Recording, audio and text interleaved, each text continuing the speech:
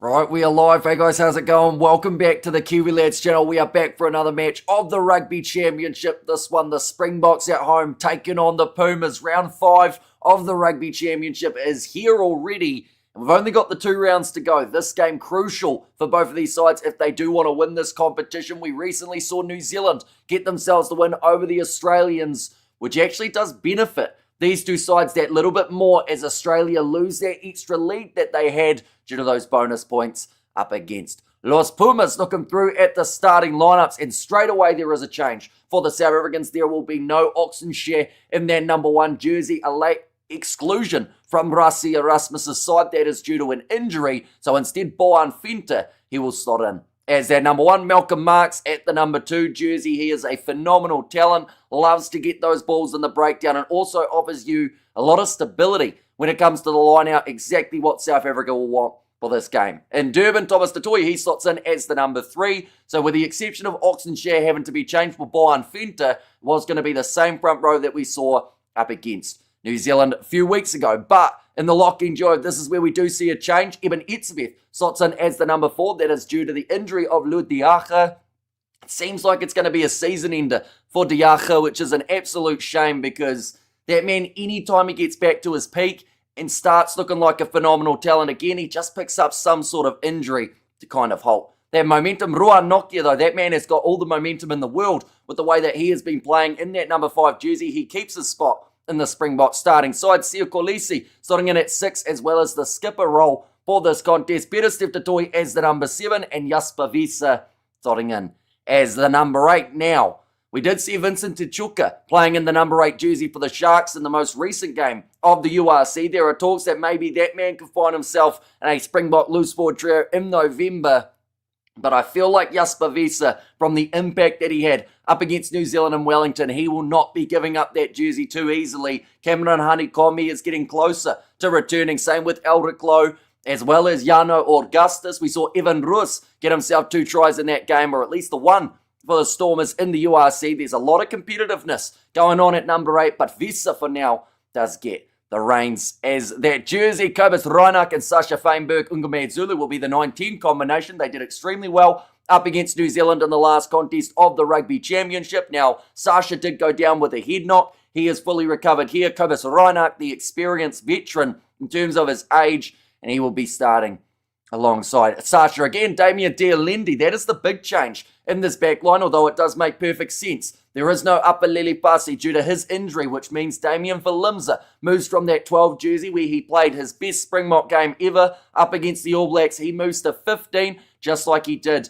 in that matchup with Damien Dialendi slotting in at number 12, but he will not be partnered with Jesse Krill. Instead, it is the youngster, Kanan Moody. Great game for him in the 13 jersey last game. Ethan Hooker, the even younger youngster out there on the left wing side. He is a phenomenal talent, and as that matchup against the All Blacks progressed, he seemed to gain confidence. And this matchup, he is going to have his hands full. He's up against Rodrigo Isgro, but we said that last game when he was going head-to-head with Will Jordan, and look what happened at the end of that contest. Ethan Hooker, definitely one to watch out for in front of his home crowd in Durban as well. Doesn't get much bigger than that. Jeslyn Colby, he is out on the right wing. That man has been there, done that. No matter where he plays around the world, he is always world-class and is always up there in terms of the top performers for the Springbok side. And like I said, Damien Valimza, he slots in as the number 15 to close out what is a very strong Springboks starting XV. Looking through at Argentina, they have made a couple changes compared to what we did see in their last contest up against the Australians. The narrow loss, and I do think that when you play Australia, it really makes you contemplate what to do with your bench, because normally that is when the Australians are at their most dangerous. We saw it at times up against New Zealand as well. For that final 20 minutes, Australia have scored themselves 57 points, and even with the dominance that we saw from South Africa up against New Zealand, they have only scored 47 points in their final 20 minutes. So it just shows you how dangerous the Wallabies can be. The Pumas made adjustments to try and counteract that in their last game, but overall a very strong front row here with Michael Vivas, Julio Montoya, and also Joe Scalavi slotting in as their number 3. Franco Molina, Lucas Polos, they will be the 2 in the locking duo, so a bit of a change there compared to Pedro Rubiolo, who instead will be, I believe, making his way off of the bench in this contest. Then Pablo Matera, Joaquin Oviedo, and Marcos Crema, who has made more tackles than any other player throughout this rugby championship. He slots in as the number 7, Gonzalo Garcia in the 19 combination alongside Santiago Herreras, who is slowly becoming a real number 10 player of the tournament contender from what he's been able to do since replacing Thomas Albanoz in that first 5 role. Santiago Chuka Barres, he has been absolutely phenomenal. And the fact that he's going up against Damien Dialendi for this game, that is honestly one of the best battles that we will see out there on the field. Choco Barres, he's featured in the top 10 for a lot of different statistics in terms of what he has been able to do throughout this season. This game should be no different. Lucio Cinti, he will slot in at 13. And then Mateo Carreras, he falls into that same boat, featuring in a lot of different statistics. Rodrigo Isgro, and then Juan Cruz Malia. That man had over 100 metres made in his last contest. If he can do that again in Durban, and he's up against Damien Valimzi here, this could really be an entertaining contest through and through between these two sides. But reading the chat, we hardly messed up that intro. That's probably one of the smoother ones that we've done. We've got Ahoy H says, 1 Pierre Bosch, welcome in, hope you're doing well. Hello, just wait for the Cheslin Colby show to begin. He's going to enjoy this game, Cheslin Colby, because anytime he gets a little bit of momentum, or anytime a guy who is across from him gets a little bit of hype, that's normally when Cheslin Colby shuts it down. Now, he is up against Mateo Carreras, and like I said, he has been a busy man throughout this rugby championship. He has had himself the second most metres gained out of any player with 228. Alongside that, he has also beaten the most defenders out of any player in this competition with 15. In the carries, he's been relatively busy, 35. But Colby does enjoy that challenge, and that's what we're going to see out there on the Durban field. Argentina to shock the world, maybe.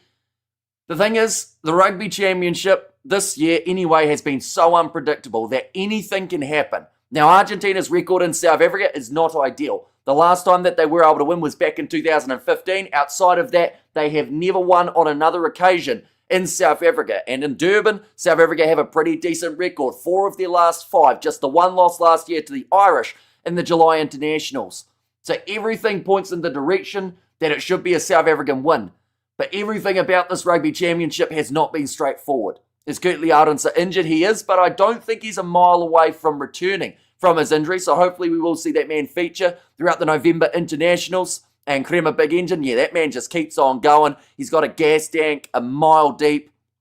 And he's already made 62 tackles throughout the contest he has played thus far. And good day, says Jeremy. Welcome in. Hope you're doing extremely well. Hi, Hamish from GQ in South Africa. Like the hair and shave. Congrats on the win this morning, says Sean. And that win does make this table a little bit more intriguing for the Rugby Championship. Just quickly looking, this is how it sat at the start of the round. Now, New Zealand were able to get themselves the victory over over Australia. But they did not receive the bonus point. So that means New Zealand currently sit number 1, points differential of -6, and they have got themselves the 14 points on the board. I mentioned about it at the end of that game. That was actually the more beneficial result. Had Australia won that game up against New Zealand, like a lot of people wanted to see, it would have made it much more challenging for South Africa to go on to win the Rugby Championship. Definitely if Australia had found their way to a bonus point, they could have been ahead by 6 points at this stage of the competition. But instead, they still find themselves on 11. South Africa, they find themselves on the 10. New Zealand on 14. But if South Africa can get a big win here, they boost themselves right back up to the top of the table, just like they were for last year. And Colby is so amazing. Says, greet the sacred cow. And we will win, says Jeremy there for the South Africans. And also, we have got there. But seriously, is Kurtley Arendse injured? He is indeed. Yep, epic intro. Shocked you didn't faint through lack of oxygen. Says JP, I think I just kept on talking. I was hoping for the best. Eventually, we had to get to the last name on that team sheet. I am how long before kickoff? At the moment, we have only got ourselves 45 minutes till kickoff, which I know sounds like a decent amount of time, but it's going to fly by. I think that also with the fact we've just had daylight savings here in New Zealand, we've just time travelled an hour. It was 2 a.m. about 20 minutes ago. Now it's 3:24. And that's just science, I guess, in some regards. But it does mean that this game is a lot closer than it felt a few hours ago. Tough to call if the Pumas are up for it. Game on. If not, game over, says Jimbo. And it's that question. What Argentinian side are we going to see take to the field here? Are they going to be the world beaters? Are they going to be the ones that we actually saw get themselves the win over South Africa last year in the Rugby Championship? Or will we see the Pumas side that struggled up against the English and that sometimes when they get so close to reaching that pinnacle, they just end up dropping. We've got to remember as well, points are so crucial, not just for Australia, but for Argentina at this point in time, because both sides are jockeying for that number 6 spot in the Rugby World Rankings, and that gives you a massive advantage. Heading into the next World Cup, you come in as a Tier 1 or Seed 1 team, rather than being Seed 2, where you can find yourself up against South Africa, or New Zealand, or France, Ireland, all those sides that are right up there in the rankings at the moment. Oh, we have got there, you're up early, bro. I have not slept. So in a way, I am up late at the moment. And Sky Sport, $55 a month, $30 for a day pass is hilarious. Yeah, they're good at ripping people off, aren't they? Like, surely you go like a $10 or $15 day pass, but the fact that they're trying to charge $30 for a day, and then after that you just get nothing is pretty brutal. Argentina by a penalty, says Marlon there. Springbok 77 to Argentina's 22, leave a margin of error of 5 or more for both scores. So you're still going 70 plus for South Africa on the score sheet for this game. And thank you for explaining the points table permutations. I've been waiting all day for an explanation, says Robert, and we will keep you updated all throughout this stream as well about who can go up, who can go down, and everything in between. The Pumas, the new French. In terms of consistency, I would say that Argentina this year have been a lot stronger than they've been in the past, but they are still far from perfect. But when they play a good game of rugby, they can be unbeatable, this Pumas side. And that is a danger for these other teams in this Rugby Championship, because when the Pumas are flowing and the points are flowing too, you know, they can be right up there with the best, if not right up there, top 3 best sides around the world. Like, looking through at some of their stats throughout the season as well, we'll be looking at the head-to-head, comparing the Pumas to the Springboks in this build-up. There is this is now knockout rugby. Nobody plays knockout rugby like the box, says Leon. So yeah, it's whether or not the Springboks can convince themselves that this game is do or die. And I honestly think that they will. Because you look at someone like Rassie Erasmus, he loves this type of match. One that they've got their backs a little bit against the wall. The thing is though, they come in as heavy favourites, but Rassie will not be hyping the team up to believe that. He will tell them, the Pumas are coming to beat you in South Africa. What are you going to do about it? Can you stop them? And that is what this player mentality has to be going into this game. They can't look at this as an easy win, because or else then that is when the Pumas backfire and really kick it in the guts and give you a really tough game of Test match rugby. Hamish looking like Ed Norton in American History X. I have no idea who that is. I'll be honest, I still haven't seen many movies. We have got there, yeah, the Pumas look stronger. And also, just heard Ox is not playing. Yeah, he is out with injury, they have said. But there's a lot of speculation going around. But the bench does change. So originally, this is the way that the bench was going to be sitting. Jan-Hendrik Wessels is the number 16. Boan Venter was going to be 17. And Wilco Low in as the number 18. There has been a reshuffle now. Argentina going with the 6-2 split. South Africa now theoretically going with the 6-2 split as well. Jan-Hendrik Wessels, he is playing 17 now. Marco van Staden starting in at 16, and then Boan Venter's in the starting lineup. So a little bit of a reshuffle there. Andre Esthuizen, depending on what you call him, depends on if this is a 5-3 or a 6-2 at the moment for the South Africans. But all I'm going to say is Arge Snyman's pretty much a player and a half by himself. Quagga Smith's got the gas tank to match 2 individuals. So this is a dangerous looking bench. The return of Morne Vandenberg at number 21 too. Marnie Libok there after a sensational game up against New Zealand.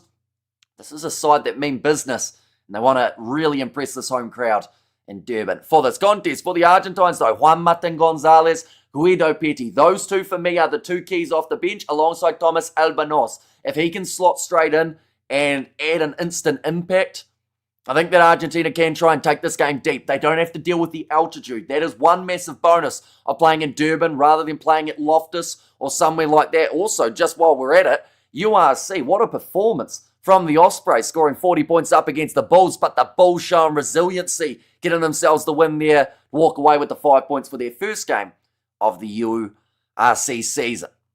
I'm in a very chatty mood at the moment. I don't know whether or not you guys have realised this, but I could yap for another 2 hours, but that is kind of the plan. The rugby match is taking place in only 40 minutes time. And hey, Hamish, congrats to your team's winning, mate. Yeah, I think the All Blacks, they'll be happy enough to get the win, but it was certainly far from perfect from that side. They did adapt a little bit better, I think, throughout that second half in what was a pretty ugly kind of contest later on. But no, I think Australia, they'll be just disappointed that they didn't get the bonus point And then, how's it, mate? Great to be online with you. So, here's Gary, and it is great to see you here as well, mate. Anyone who is new, of course, be sure to hit that subscribe button. We've got plenty more action coming around the corner for this head-to-head as we get closer and closer to the kickoff of this contest. We have got there, geez, Man United are a dumpster fire now, says Toa. I haven't actually been following the Premier League, but I do know two guys do often like watching Man U. And if they're having a bit of a struggle, I'm sure that they won't be too happy. At this point in time, the Springboks will not give the Pumas any rhythm. The Springboks can't afford to. Says Mornay. Yeah, it has to be a little bit of a ugly, broken play type of game for a start. Throw the Pumas off their rhythm. Have your water close. I have got it down beside me. I forgot to drink it all throughout that last live stream. So if my voice does disappear halfway through this one, I know exactly why.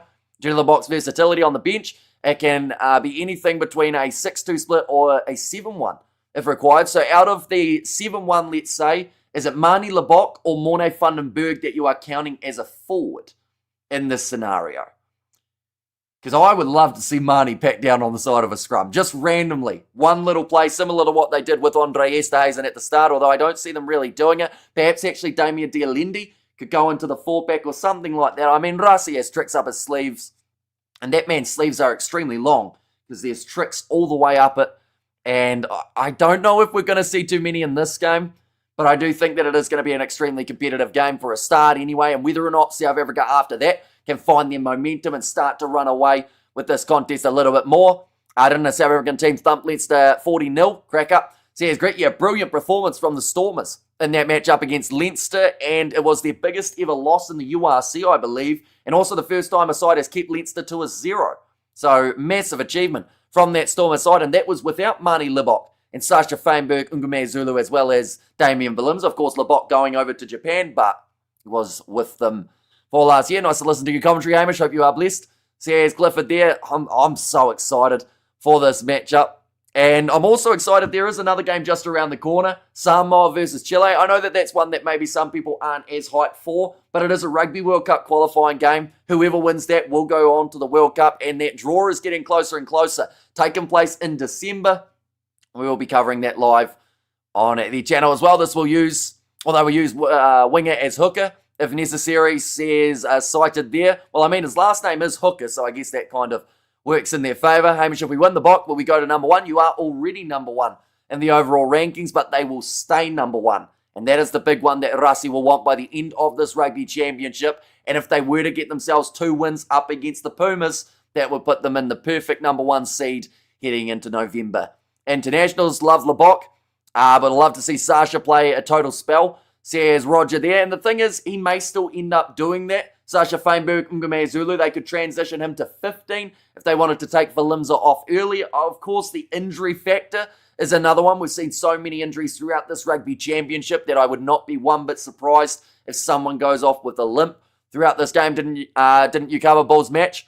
Was it an overlap for the third place? It was an overlap, but we did end up keeping the score updated alongside it in terms of what was happening. I did see that the Ospreys started pretty nicely in that contest. Good afternoon all, says Arno. Welcome in. And who do you think will win? My prediction was South Africa to win this game. What was my score prediction? Argentina 23, South Africa 36, I want to say, was the prediction that I ended up giving. And this should be a fun game, and Bok will start very aggressive if we kick off, says DB. And thanks, Hamish, I love your commentary.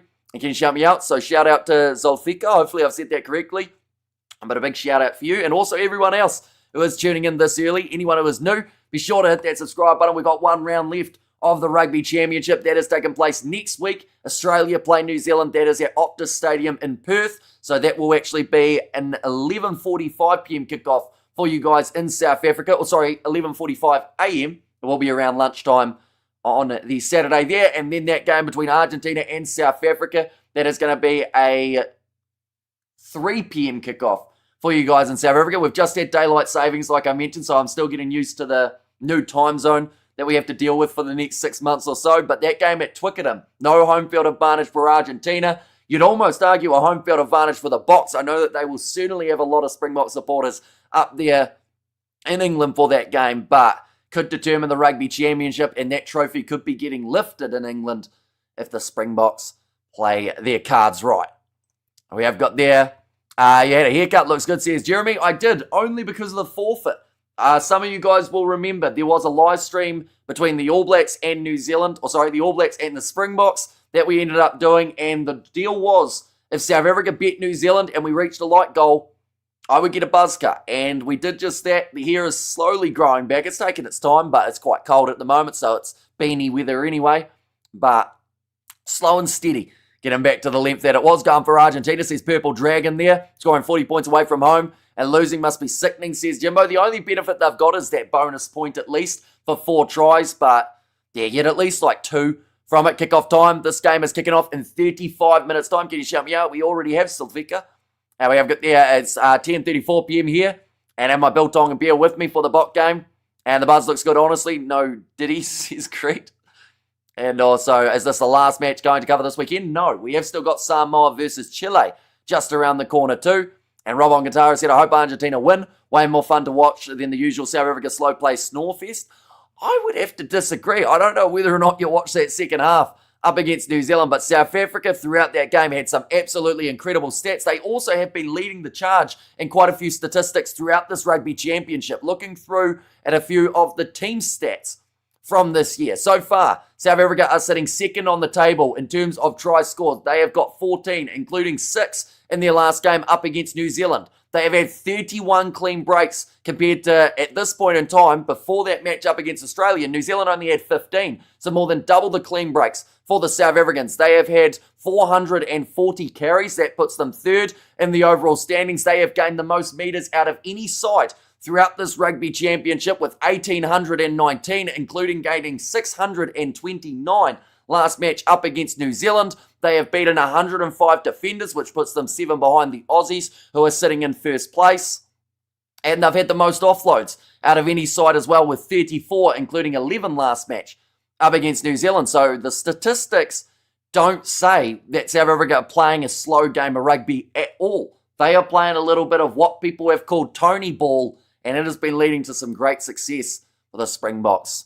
So far, we have got there. If the Springboks win with a bonus point, the Springboks will go to the top of the list. Says Casper, they certainly would. Even if they didn't win this game with a bonus point, if they don't end up butchering their points differential, which if they've won, they wouldn't, they would sit number 1 anyway. Just sounds wrong. The Rugby Championship could be won in London. Yeah, it's a bit of a weird one to get the head around, but it's the way that it's ended up. So you're not covering the Lions game. Is it an overlap? It is another overlap. But we will be giving the updates on that Cardiff Lions match while also talking about that Samoa and also Chile matchup. We have got there. I've done an 80-minute run this morning to celebrate this upcoming win of the Springboks. 40 minutes both ways with a halftime break, says Casper. And I'd only bet on a buzz cut if I was bald. Says it was there from World Chance twice. You are aware that the Boks do pretty well at Twickenham, so I hope it will go well for the Boks in the last game, mate, says DB. It just seems like a shame the fact that they won't be able to lift that trophy on South African soil, though. But then it makes sense because of course, where the certain players are playing, and also I believe it is more financially beneficial for Argentina to play in England than it is to play in Argentina.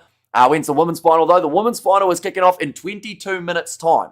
So it actually overlaps with this contest. We will be providing updates on both games, but we will be doing the main commentary for South Africa versus Argentina. But yeah, whoever did the scheduling just did not think it through. Unfortunately, I from Sri Lanka, says Salfika there. And also, hello, Pedza, says Jimbo there too. But I mentioned about the last round of the Rugby Championship. It is just around the corner. But something else that is just around the corner is the November Internationals. Ladies and gentlemen, South Africa, they have stacked their games. Now, I will mention, 36 days is now, I believe, 35. We're getting even closer, only about a month away from that contest between the Boks and Japan. That is always an intriguing contest, that one taking place.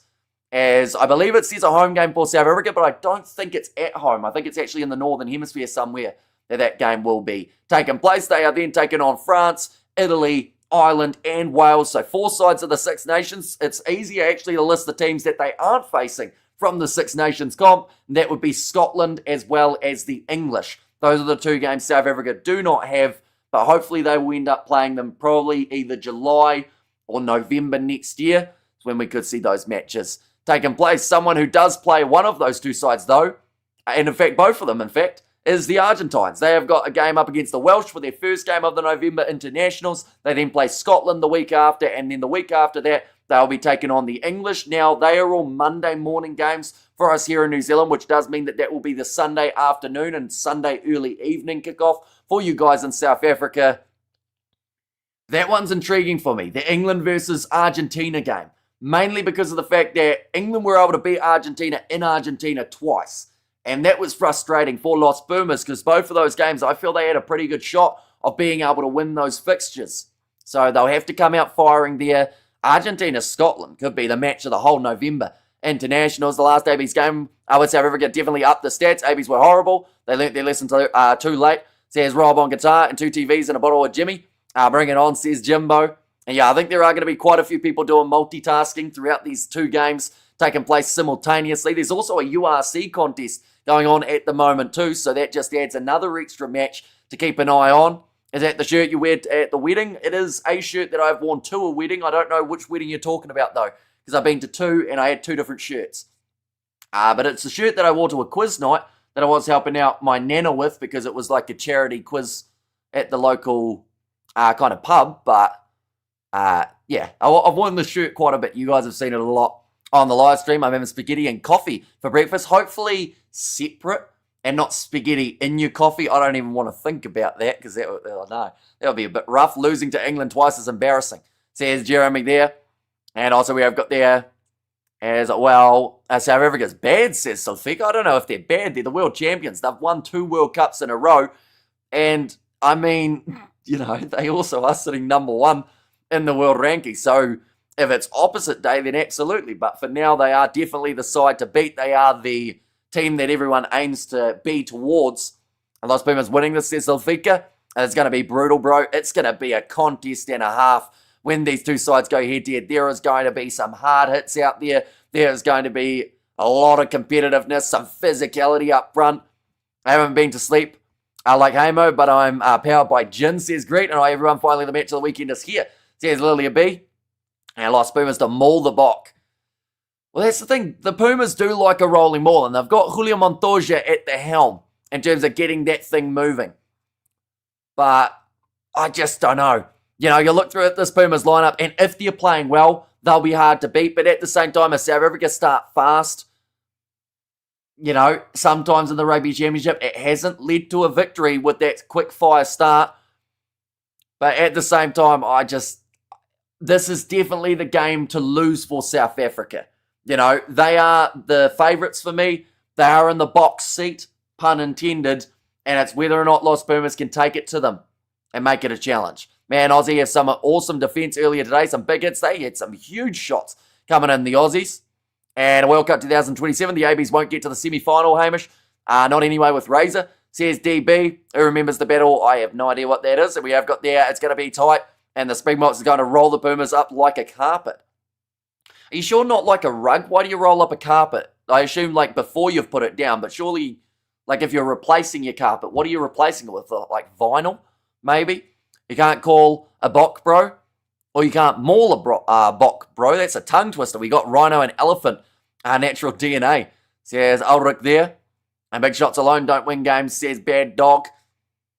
And also we have got there the Sharky Steak. Overall though, decent round for the URC so far. We've seen the Bulls get themselves to win, the Stormers victorious too, and then just missing out there the Sharks, although they were away from home. So that is always a bit more of a challenge, but they will be more than happy to receive their Springboks back in the relatively near future. Rassi Erasmus just having a conversation before the game with one of the interviewers. Is the weather going to affect the game in any way? I think the weather looks pretty good. To be honest, it looks like a beautiful afternoon for a game of rugby. We'll quickly get the weather report in Durban just to make sure that that is still the case. But nah, it looks like it's going to be solid. Unless that's some raindrops. The sun was out more than it was looking at those shots. I like to think it's not raining. Or maybe that's just my wishful thinking. Durban in South Africa. Okay, it is cloudy. There are wind gusts up to 37 k's, but it doesn't look like we've hit that yet. And it's around that kind of early 20s in terms of temperature. So not too bad. The wedding at the beginning of the year, you do remember that. Of course I do, because I went to it. But no, this wasn't that shirt, I don't believe. I think I had my different one, which is very similar, but it's got the blue little patterns on it rather than the red. We'll get there. Hello, Hamish, and everyone says, Regan, welcome in. And also, I mean, they're going to roll them up like a pancake. Why are you rolling up a pancake, though? Because or else, if you roll up a pancake, isn't that like a crepe? Isn't that what you do with a crepe? You kind of roll it up. I'm just messing with you. But we have got there, oh, hell no, says Ref. What's that to do with? I assume something in the chat. It's rumoured Rusty himself is playing at the flank today. That would certainly throw a curveball in the Pumas' direction. But 22 years of age, Ethan Hooker out on that left wing side. Must be hard. The BU pads ablaze. Maybe you should try wearing a dress more, says DB. We have got there. Come on, people. Let's like and subscribe. Yeah, anyone who hasn't already, be sure to hit that subscribe button. We are on the road to 80,000. Except I think first we're going to aim for that 75. 3/4 of the way to the 100,000. So if you haven't already, be sure to hit that subscribe button. So we are getting closer and closer to that milestone. 136 caps for Eben Etzebeth. Back in the starting lineup here, we did see Bowden Barrett playing earlier today. He had 141. James Slipper today ended up getting himself the 150th cap, which is a massive milestone for the Aussie prop. And in South Africa, we call crepes pancakes. Says Arno, do you? What do you call a crepe then? What would you call a thin pancake? Like one of those really thin ones that you swirl around. Just thin pancake, I guess. It's actually probably easier than calling it a crepe, to be fair. I fold them up like a roll of crepe lino, says Jimbo there. But looking through, first of all, at the starting lineups yet again, for anyone who is just tuning in now, we are less than 25 minutes away from the kickoff in this contest. South Africa, no Oxenshare in that number 1 jersey due to a late injury exclusion. It means that Bohan Fenta moves into the starting lineup. Malcolm Mark slots in at 2, and Thomas Tatoy, he will still be that number 3 option. So with the exception of Nshe, it is the same front row as we saw up against New Zealand, but just that late change of Bohan Fenta. And there as well, Eben Etzebeth alongside Ruan Nokia as that locking duo. So Etzebeth comes in for the injured Diacha. Sia Kolisi as the number 6 with Peter Steph Tatoy starting in at 7, and Jasper Visa does finish out the 4-pack in that number 8 jersey. Cobus Reinach alongside Sasha Feinberg, Ngame Zulu. It's the combination that the South Africans went with up against New Zealand. There was the injury to Feinberg, Ngame Zulu, but he is now back and rearing to go. He partners with Damien Dialendi and Kanan Moody in that midfield. Then Ethan Hooker, Cheslin Colby, and also Damian Balimza. So when you look through at the Springboks lineup, what I see here is they've gone with last match, it was less experience off of the backs and a lot more experience in the 4-pack. This game, it's almost a little bit of a balance of both, which I quite enjoy.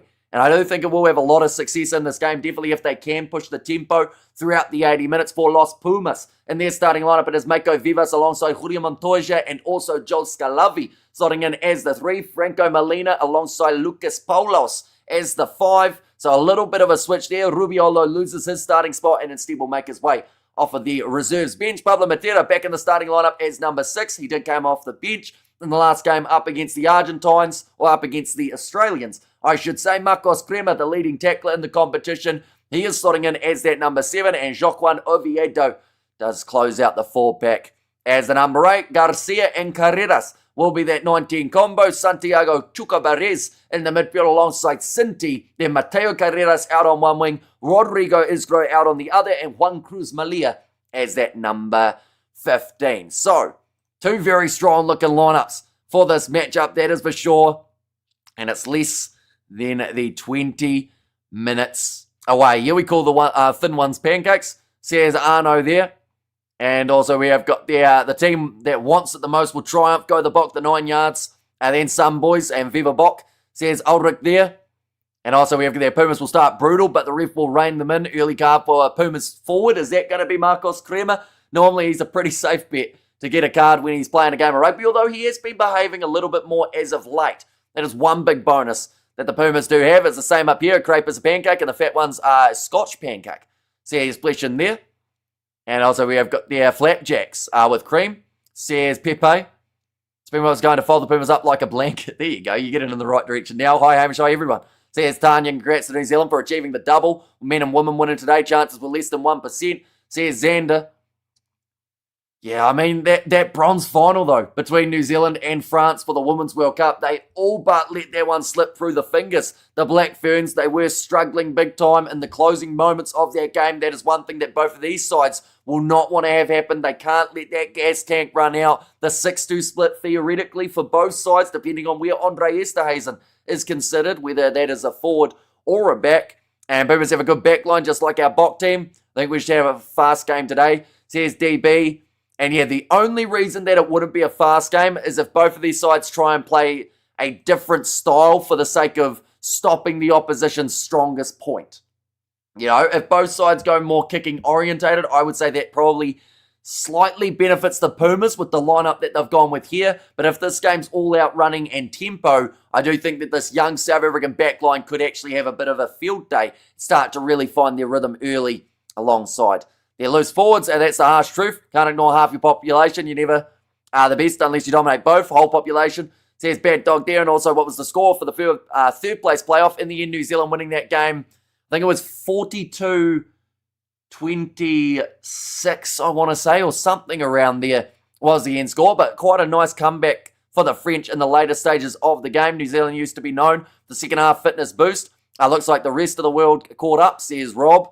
And yeah, it's no longer that dominant period near the end of the game for New Zealand. That's actually the time where they have been conceding their most points and look the most like losing. And yeah, this opening act is tragic. And we have their Bad Dog. Are we talking about the Box dismantled New Zealand last game, lol? Says Brett. And out there as well, but less than 20 minutes away from the start of this contest. Of course, if you haven't already, do let me know who you think will be scoring the first try of this contest. Which player? Now, last match between All Blacks and Australia, I actually got it right. So I don't really want to jinx it by saying the wrong player here, but I do think someone like a Colby is definitely in the running out there on that right wing side. He's up against the inform Mateo Carreras too.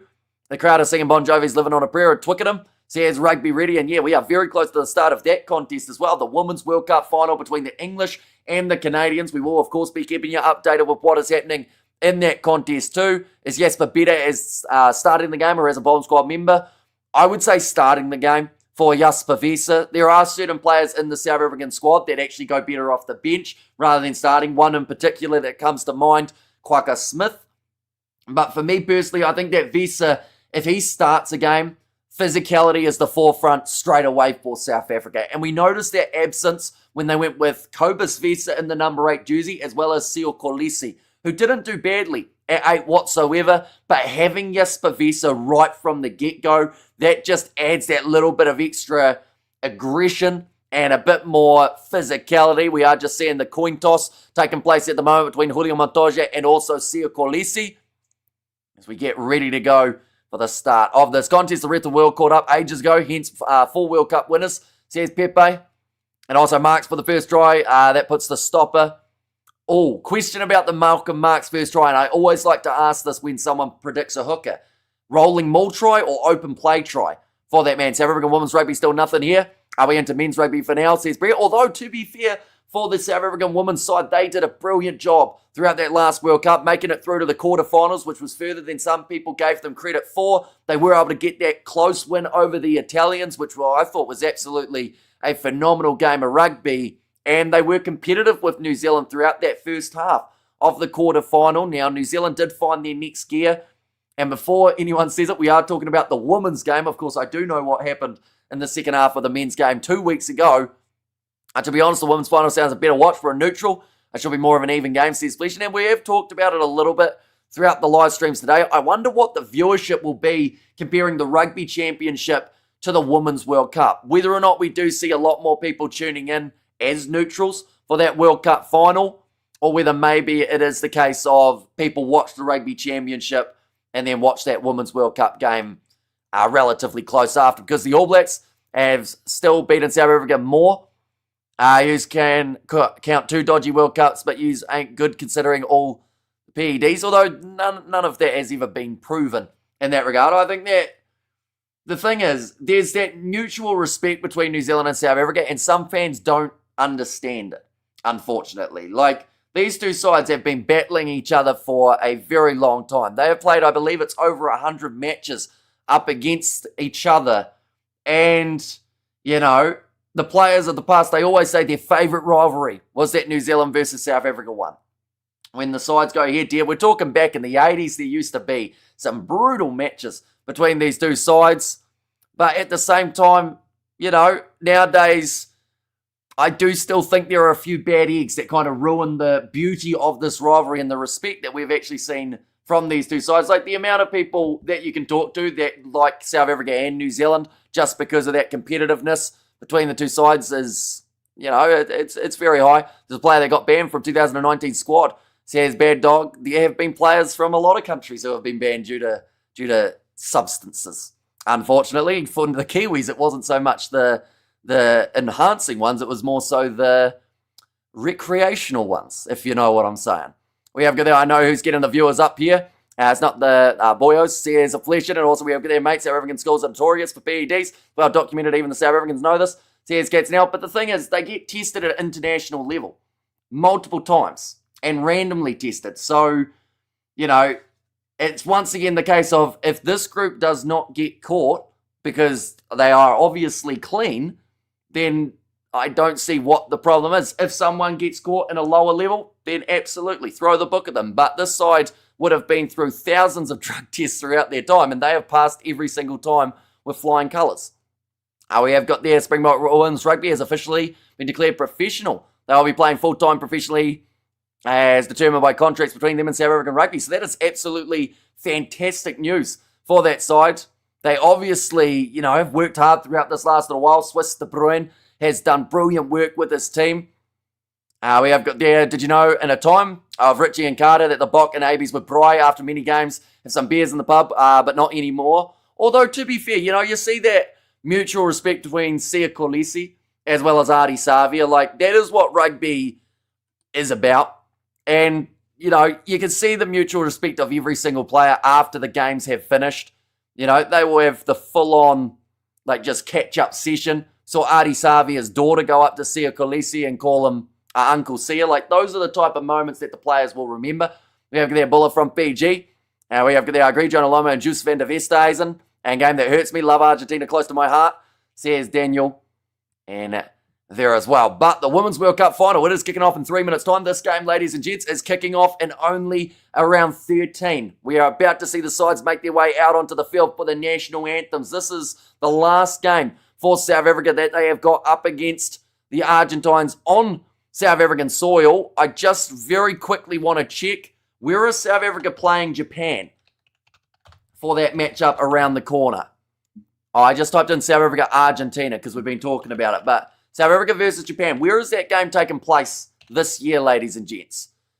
Is it at home? It's at Wembley Stadium. So, yeah, this will be the last South African home game of the year. So they'll want to make the most of it and get themselves the big win. And we have got there, would we see a strong Argentinian team? Springboks mustn't underestimate them. That's the thing. If Argentina play good rugby, they will be hard to beat. But if they do come into this game, just make it a little bit of a mistake and not quite getting that rhythm going. It could be a tough day at the office, and 80 minutes is a long time when you aren't quite gelling. Look, our rugby has united all the different cultures of South Africa. We are now all close we are now all like a close-knit unit. Whatever the score ends up being, there will be a massive braai between South Africa and Argentina. Absolutely. The Argentines are known for cooking a fair amount of meat in their games, or not during their games, but after their matchups. Looking fresh, Hamish, says Pileman in there. And also, if Canada win the Women's World Cup, rugby will grow stronger, says the Hobbit. Yeah, see, England have dominated the women's game for a long time. And the fact that they didn't get that last World Cup, I think, thoroughly frustrated that English side. But now they've got the opportunity, but they have to try and get past the Canadians, who are going to be a tough day at the office as well. But looking through tough days at the office, that could summarise this rugby championship. We have seen up and down all over the place for the side. South Africa starting off their competition not in the way that they would have planned. In fact, I might have to reiterate or slightly change that statement and say they started the competition absolutely phenomenally. They were 22-0 up over the Australians, and then from there, Australia got 38 unanswered points to give themselves the win in round number one. Then from there, South Africa were able to get themselves the victory, the fight back in that second test, 30 points to 22. Now, interestingly enough, Australia narrowly missing out on the bonus point from that game, which did actually mean that they were in the scenario of maybe not quite being as high up on the standings as they would have liked to be at this point. 24 points to 17, that game at Eden Park for the New Zealanders over South Africa, and then 43-10. That was a record win for the South Africans, the biggest winning margin over New Zealand ever on New Zealand soil for any side from any generation. So it was a match-up and a half. New Zealand were leading at half-time, but South Africa coming out firing in the second, getting themselves a huge amount of points along the way. As well, for the Argentines, they started off with a loss to New Zealand, 41 points to 24. They then fired back, getting themselves to win 29 points to 23. Australia having that close game up against Los Pumas in Australia, winning it by 4 points. Aussie then losing by 2, but they did get those 2 crucial losing bonus points, which could become very impactful for the later stages of this Rugby Championship, definitely dependent on what happens here. In South Africa, they are the heavy favourites, like I said. They come into this game with quite a bit of confidence. They've got a young-looking backline with a few veteran forwards, and this just has the potential of being an absolutely incredible game. Used past a couple of years ago, says Gatsby there, and also thanks Hamish. Bright lit and beers chilled in Cape Town, says Michael. And on the South African women's football team are also pretty good, says Arno. And also, they're looking sharp as usual, and what a great afternoon of football, says Scott. Yeah, there is plenty on. We've got the URC, we've got the Women's World Cup final taking place pretty much now. I believe they would have just kicked off for that matchup between England and Canada. And that's definitely going to be one keep an eye on. Out of the corner of the eye, hey Hamish, have you learnt the anthems yet? I know that Argentina's anthem is extremely long, so I have no shot of being able to learn that off by heart.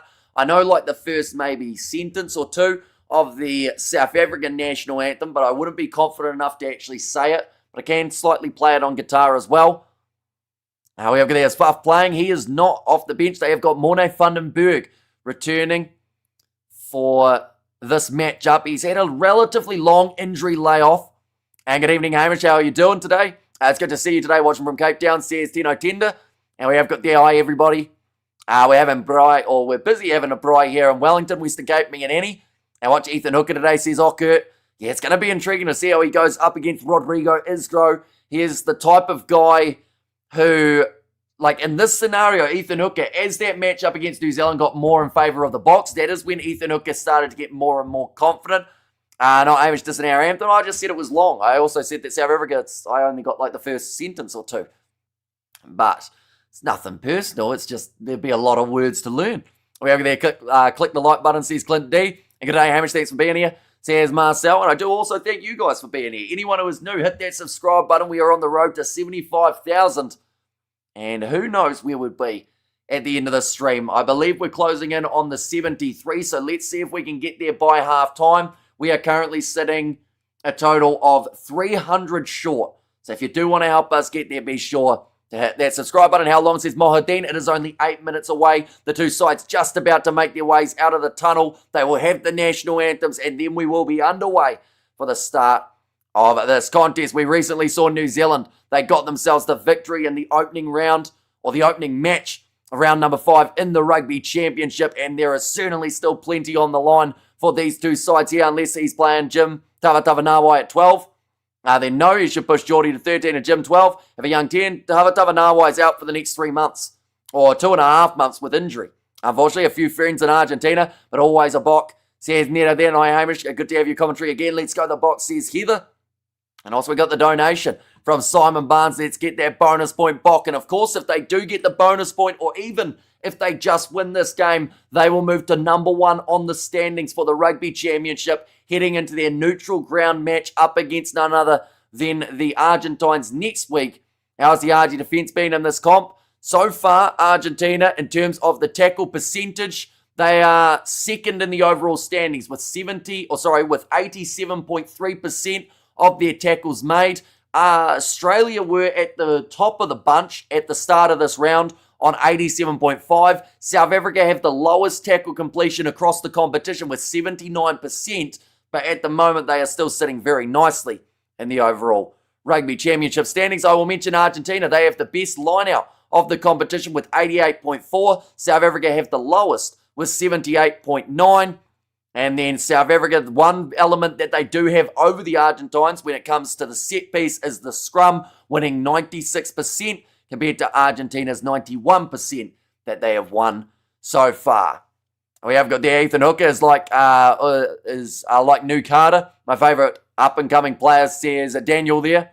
How many rounds are there actually? So there are 6 rounds of the Rugby Championship. This is round number 5. Round number 6 is happening just around the corner as the Pumas, led by Julian Montoya, make their way out onto the field in Durban. This is going to be, I'll be honest, a little bit of a hostile environment. Not a huge amount of Pumas flags in the stands or even Pumas kits there. Who's the referee? Referee in charge of this one will be Angus Gardner for this match. 49th time captaining Argentina, so the 50th could be at Twickenham with the Rugby Championship on the line for Julian Montoya. The crowd now all getting on their feet as the Springboks get ready to make their way out of the tunnel here. And try Canada, says Patrick. Oh, early start for the Canadians then in that case. I'm really excited about watching Ethan Midnight Cowboy. There's Arno there, and Puma Springbok clashes are always great. And England can suck it. The game's not over yet, though, for that Women's World Cup final. Am I saying it right? There's cheerleaders out there? There are. There are cheerleaders, there are dancers, there are warriors now leading the side out onto the field. The MP Warriors are definitely juiced, says Cited. And hey, mate, thanks for the coverage. I believe that a majority of the participants of the following are South Africans. We have got a very loyal South African following, which is absolutely awesome. We've covered a lot of games for the South Africans throughout the time. We are covering all 5 of their matches in the November internationals, which are just around the corner. But here they come out of the tunnel, the Springboks. Someone like an Eben Etzebeth. What type of performance can he have in this contest for this team? Peter Steph-Toy, the veterans of this side. No Andre Pollard for this match 2 times in a row that Rassie has opted to go with Sasha alongside Mani Lebok. But 65th time captaining this South African side for Sio Kolisi. He would love nothing more than to get the big win here. Canada 5-0 up after the 6 minutes. Says Patrick there, and so loud here. Yeah, it does sound like the crowd are well and truly hyped up for this contest, as they should be at the end of the day.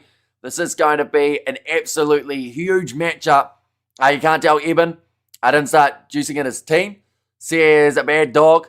Are you going to go on about steroids this whole live stream, bad dog, or are you going to mix it up a little bit? We have there go Canada, says Wild, and also Gardner sounds like 1820 settlers in Eastern Cape of South Africa, and Springboks will score 2 tries within the first 10 minutes. Okay, so you're going for a quick fire start from the green and gold. We've got the Argentinian national anthem that is now being played. The weather conditions, they aren't too bad. Little tiny bit of wind, sitting around 20 kilometers an hour with gusts up to 37. So I don't think that kicking will be too much of a trouble for these two sides, as well as the fact that they aren't playing at altitude. So I do think that also does benefit these teams. Argentina are no joke, absolutely not. What they've been able to do throughout this Rugby Championship has been nothing short of phenomenal. And, you know, we said that about them last year too. And that's what makes it so exciting. The fact that twice in a row, we have seen the Argentinians 2 years be able to really be competitive throughout this Rugby Championship. But the national anthem of the Argentines is just about to start up. And how's a Hamish listening from Namibia? Always good following you, says Bruno. And yeah, it's greatly appreciated you being here for this match. You're showing us the match. Due to the match footage being copyrighted, it means that any match footage or audio gets you taken straight off YouTube. But we will be doing the play-by-play commentary, giving you updates of every single thing that is happening throughout this game. Colby isn't Beckham. He's the rugby version of Lionel Messi, says Arno there. The Argentinian national anthem is being sung with quite some passion. At the moment, a tiny bit of wind. Must be very tiny, says Gasper. Well, there was the flag slightly fluttering, is the best way of putting it, but no rain expected. Mid-20s or early 20s for this game. And who's playing the team? What do you mean, who's playing the team? Like, as in, who's playing South Africa? Argentina are playing them here. We have got their national anthem now, says Gold Story. And Kildun, is the X-Man in disguise in South African, says Bonita. But the national anthem has been sung of the Argentines. And Namibian were unfortunately ripped by Zimbabwe for the next World Cup. Although their chances are not completely done. They've still got a chance in the repechage. They will be facing the loser of Chile versus Samoa, as well as, I believe it is Belgium, and also one other team in there as well. We have got their Jacques World has said hello, all welcome in. But Amanda Black is the one who is singing the South African national anthem for this contest. And that was quick, says Gatsanel. And Ruan here from George in South Africa. Greatly appreciate your commentaries. Please shout out to Colin and Tian and dad and brother in Plettenberg Bay. for a wedding, says Ruan. Hopefully I've pronounced that correctly for the place name. But yeah, shout out to Colin and Tian for tuning in. Boyan Fenta, a late inclusion into the starting lineup for the South Africans due to the injury of Oxenshire. Hopefully nothing too serious, or else that could be a really big concern for Rassie heading forward. Ox has been phenomenal anytime that he makes his way onto the field. Who's the referee? It is Angus Gardner, the Australian, in charge of this matchup. Rua Nokia, he's got his game face on. Arge Sneeman to make his way off of the bench. This Springbok side is just full of talent. But the same can be said about Los Pumas, and that is why this game, honestly, yes, South Africa come in as big favourites, but it could go either way. If we find some sort of early big play from South Africa here, they may be able to just control the tempo and this game. But if Argentina can fire straight away, we'll see what happens throughout that first half. And wait, so Zimbabwe will play in the World Cup. I have a neighbour whose father owned a farm there. Yep, Zimbabwe have made their way through to the Rugby World Cup. And Namibia are still yet to qualify. They will have to go through the repechage to be able to get there.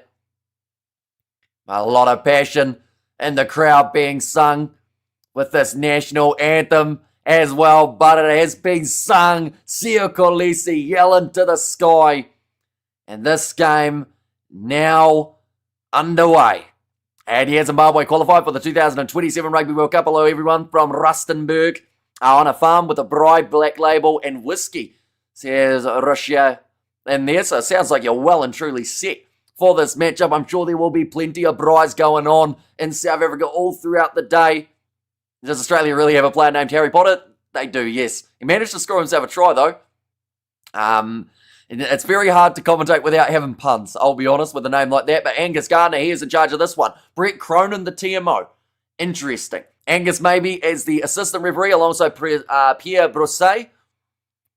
But Brett Cronin, he does enjoy getting involved in the little decisions throughout a game. So don't be surprised if we see 2 or 3 tries here that could end up being ruled out. But the players, once again, they just have to play to the whistle and work out exactly what is going to be policed throughout this game as well. How much points do South Africa need to win the championship? Well, ideally, if they got themselves 2 bonus point wins from here, they would win the Rugby Championship. The door has been opened, but if they don't get themselves 2 bonus point wins, it could come down to points differential, in which case they are still sitting pretty comfortably unless they were to somehow pick up a big loss, or New Zealand, if they were able to get a massive win over Australia next week.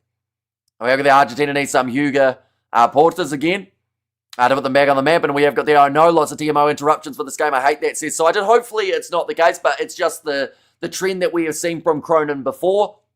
So I would not be too surprised if we see a couple times here that it is involved throughout the match. But Pablo Matera fired up for this game. He was off the bench in the last game up against the Australians, added a little bit of late fire for Los Pumas.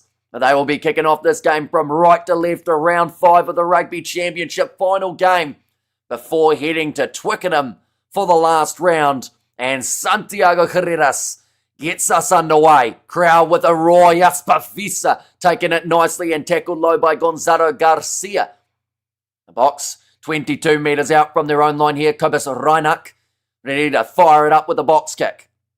I've said about giving access to the players to chase, nicely taken by Juan Cruz Malia. He had over the 100 metres made in the last contest up against Australia. He's been one of the standouts and actually has the most metres carried out of any player throughout this Rugby Championship. Garcia back into the pocket, and there is a little knock on from the TMO, who does come in and say it. So it does mean now, after 40 seconds, we've already seen Brett Cronin involved in this one, but Joel Scalavi taking the big shot from Ruan Nokia. And then, just a little knock on from Joel Scalavi after it hit the foot. And Angus trying not given. Scottish ref is most unkind. Says rugby ready. South African Argentina is going to Bry. Says Daniel there. The pack weights. Front row very similar. 371 kgs for South Africa. 370 kgs for the Argentinians. Slight locking advantage and actually slight loose forward trio advantage too here for the Argentines, so maybe about a 30 kg advantage when it comes to the scrum time. Well, that's South Africa waited 20 years to be able to use. We don't care, says the bad dog. And we have got there, God bless South Africa. Now, big push I mentioned about their scrum dominance and no advantage as of yet. Ball is available. And Angus Garner says there is too much movement. Thomas Detoy gives him the death stare and says, no, I would quite like that penalty. And already little bit of push and shove between the front rows. There is feeling out there for this round of the Rugby Championship. Everyone knows how crucial these games are. Go the box, thanks for the commentary. Hamish says, Joss, I do believe ours are Hamish, that this one is won by 20 points by the box minimum, says Stan. I watch him from Qatar, says Matthew, and South African says Francina. And there, but it is going to be the scrum reset. Already a good shove coming in from South Africa at the very first scrum of the day. I think Angus Garner there just said that there was a little bit of a push early on, which is why he couldn't award them with the penalty that they were after, or at least there was a knee that went down, I think he actually said. So that is why it doesn't become a penalty.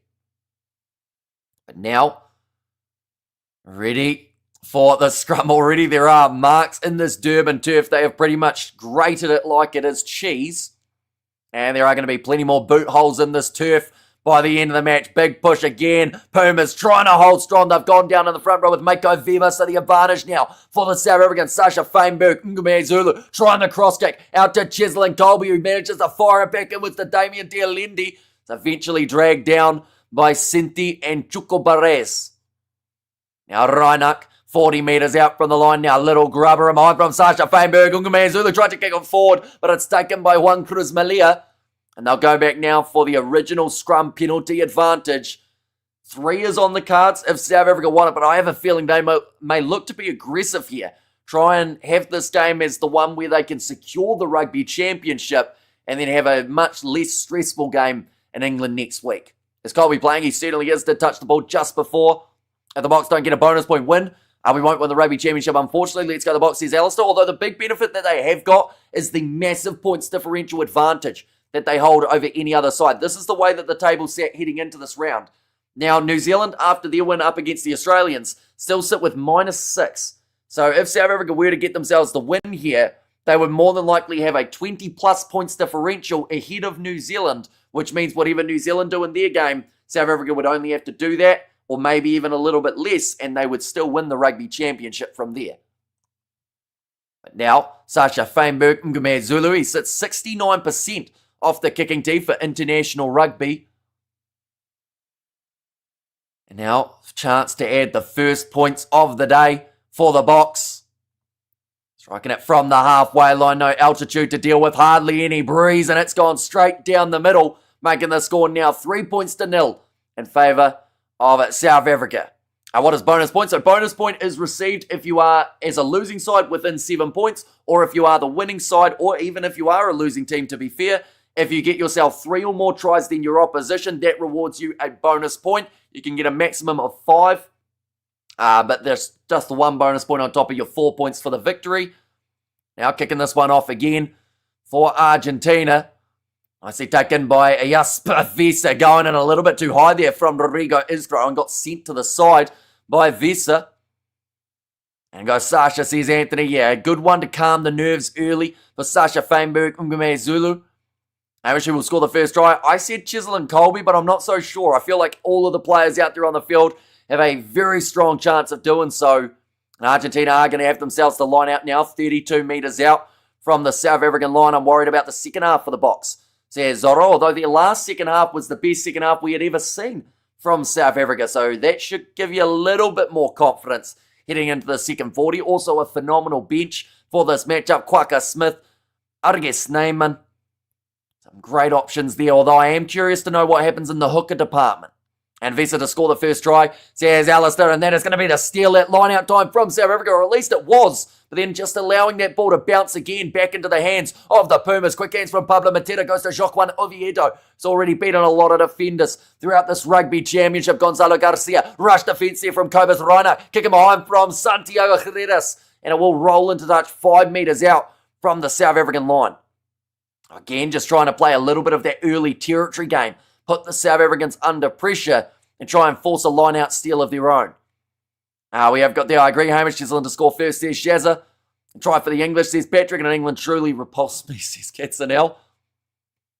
Now throwing this one in, nicely taken by Eben Etsebev. There was a loose ball picked up by Malcolm Marks just in the nick of time.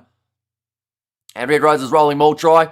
Says a rugby there. Now Reinhardt back into the pocket behind Sasha Feinberg. Ngume Zulu sells the dummy. And then this time does sink the slipper into it. Taken now by the Pumas. Sitting about 40 metres out from the line. Santiago Herreras showing off his speed. Getting around Sasha Feinberg, Ngume Zulu, Gonzalez. Cross Vivas. Now one more on to Santiago Chukabarez, who will straighten with his run. Trying to pierce his way through Peter Steph.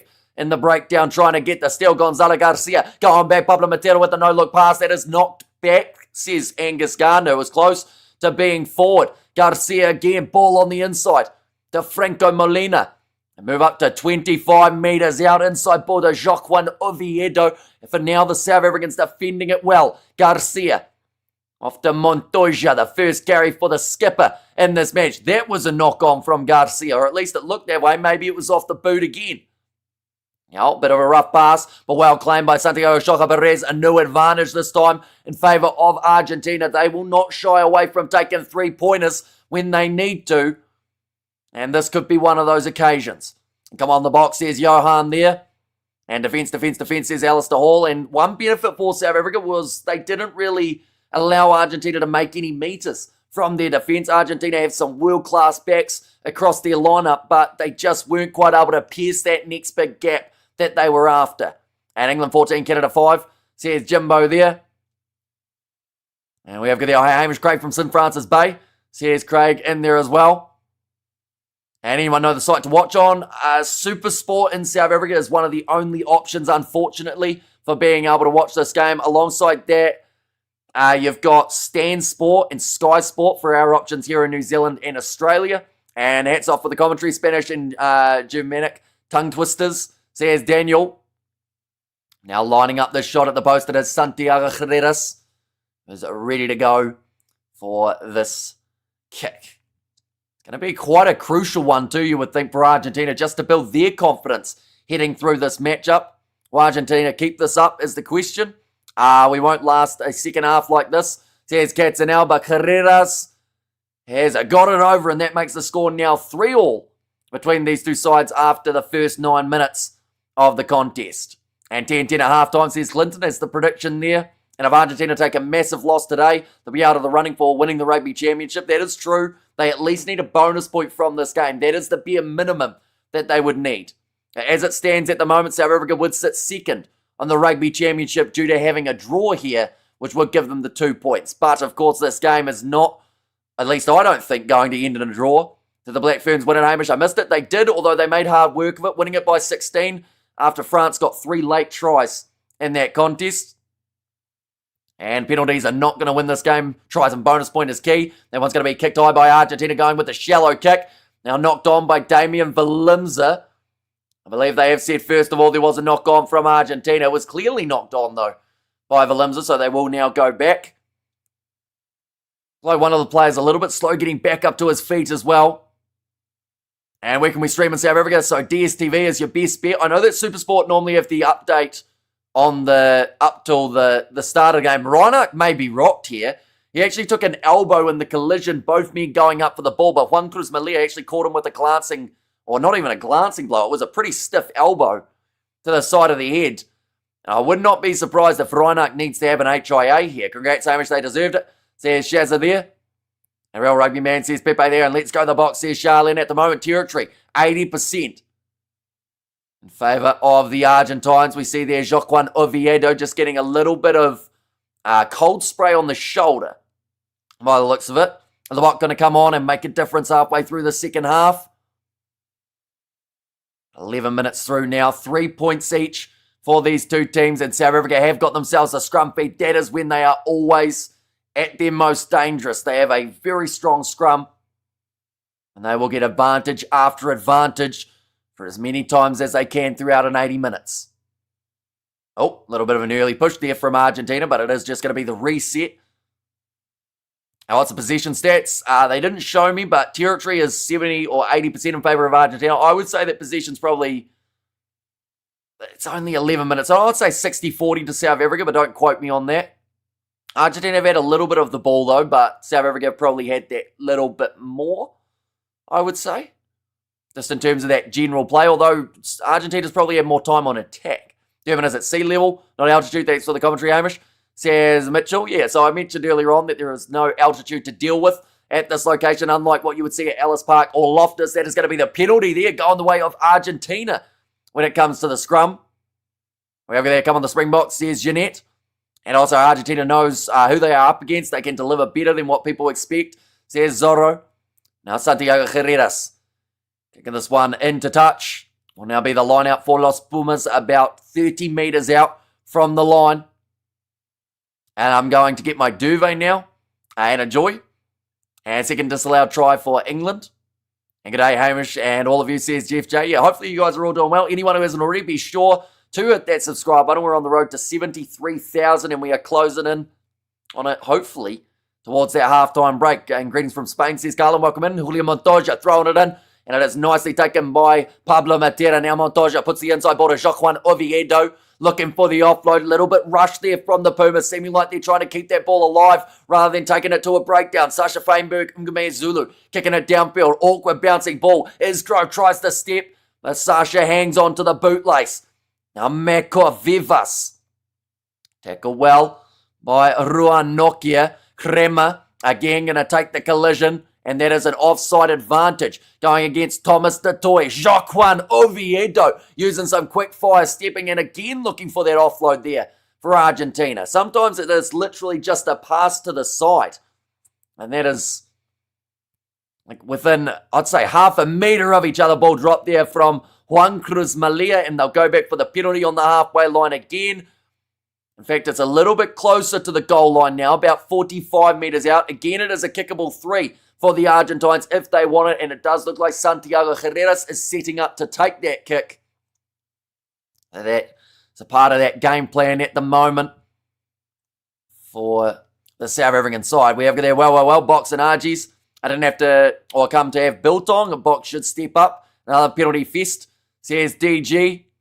We see it there just a little bit too quick, getting off his mark there. Thomas Detoy trying to get up, rush, and shut it down. 3 penalties so far against the South Africans compared to the one of Los Pumas. That one penalty against Argentina was at scrum time. And Box getting caught offside too many times, says Cited. Argentina should be going for tries, not penalties, says Alistair. Yeah, see, it's one of those ones early on in the game. I can understand why they're taking on the 3-pointers. Definitely with the kicking ability of Santiago Herreras. That man does not miss too often. Watch him miss now that I've said that. But you know, if they can just keep on ticking over the scoreboard in this matchup and play the game at their tempo, it should bode well for the later stages. Herreras bringing it around, and it's gone over too. Brilliant kick from Herreras. And that is going to make the score 6 points to 3 now in favour of the Argentines. I'm getting tired of this Bok team. Sack some of these players, says Jaden. And a kicker says DG. And Vamos Pumas says Amadio. As it stands at the moment, Argentina would sit second on the Rugby Championship standings with South Africa in third. But of course, we are far from the full-time siren, so a lot can change in that time. Joaquin Oviedo, tackled low by Ethan Hooker. Does not want to let that ankle go. Rolling this one back again. There's Gonzalo Garcia. An eye from Melbourne. In there from RJ, I should say. Welcome in. Hope you're doing very well. Nicely taken by Valimsa. Looking short side. Peter Steph the toy cutting back inwards. He is tackled by Crema, the leading tackler of the competition. Reinach going to Boan Fenta, the late injury inclusion for the South Africans. Now Reinach drop ball by Jasper Visa, but he manages to regather and eventually is dragged down by Pablo Matera. Now Sasha Feinberg Zulu pops it up to Kane and Moody. Someone's boot fell off. I'm not too sure who that is at this point. Now Reinach. It might actually be the boot of Juan Cruz Malia by the looks of that. And he has retreated back into the fullback position, now going up for it. Sasha Feinberg, Zulu sending it high. And it's beautifully, oh no, it was beautifully taken by Ethan Hooker up until it slipped through the fingertips. And the ball went back into the hands of the Argentines. I'm very impressed with how much Argentina have improved since joining the Rugby Championship, says Alistair there. It'll be another second half game, says Mariska. And yeah, Jasper Vista playing all sorts of juggling games with that ball, but eventually they managed to take it in. There is a tackle off the ball on Damian Valimza ahead of the breakdown there. Although it's a tricky one because he was in front, so sometimes you could actually argue that that is obstruction against Valimza, so it's probably lucky they didn't look at that just because it could easily go either way. It could end up with South Africa actually getting themselves penalised in that scenario. Looks like there is a bit of an injury. Oh no, in fact it is the shoelace getting done back up. I mentioned how a boot went flying earlier on, and it was Lucio Cinti, the culprit with the one shoe. And we have got there, Argentina did improve, still not at the required rate. Says Casper, I mean, I would argue that looking at this rugby championship, the fact that all sides have 2 wins, 2 losses, that Argentina are definitely at the required rate that they would like. The one thing that they have lacked is consistency. But alongside that, they have looked extremely strong throughout the last 2 years of the Rugby Championship. Great job on the commentary, mate. Listening in Greece while on holiday, so hopefully you are enjoying your holiday away. Hopefully the weather is nice for you as well. Currently 17 minutes through this contest. Argentina are leading this game after 17 minutes, 6 points to 3. They are just finding that mark for the scrum to take place. South Africa, we need to win the cup and bring it home, says Lauren there. And yeah, it is weird that if South Africa win this Rugby Championship, they will be lifting the cup in front of an English crowd. Although, of course, a lot of people for supporting the South Africans for that game. But yeah, at Twickenham, they would be lifting that trophy. Oh.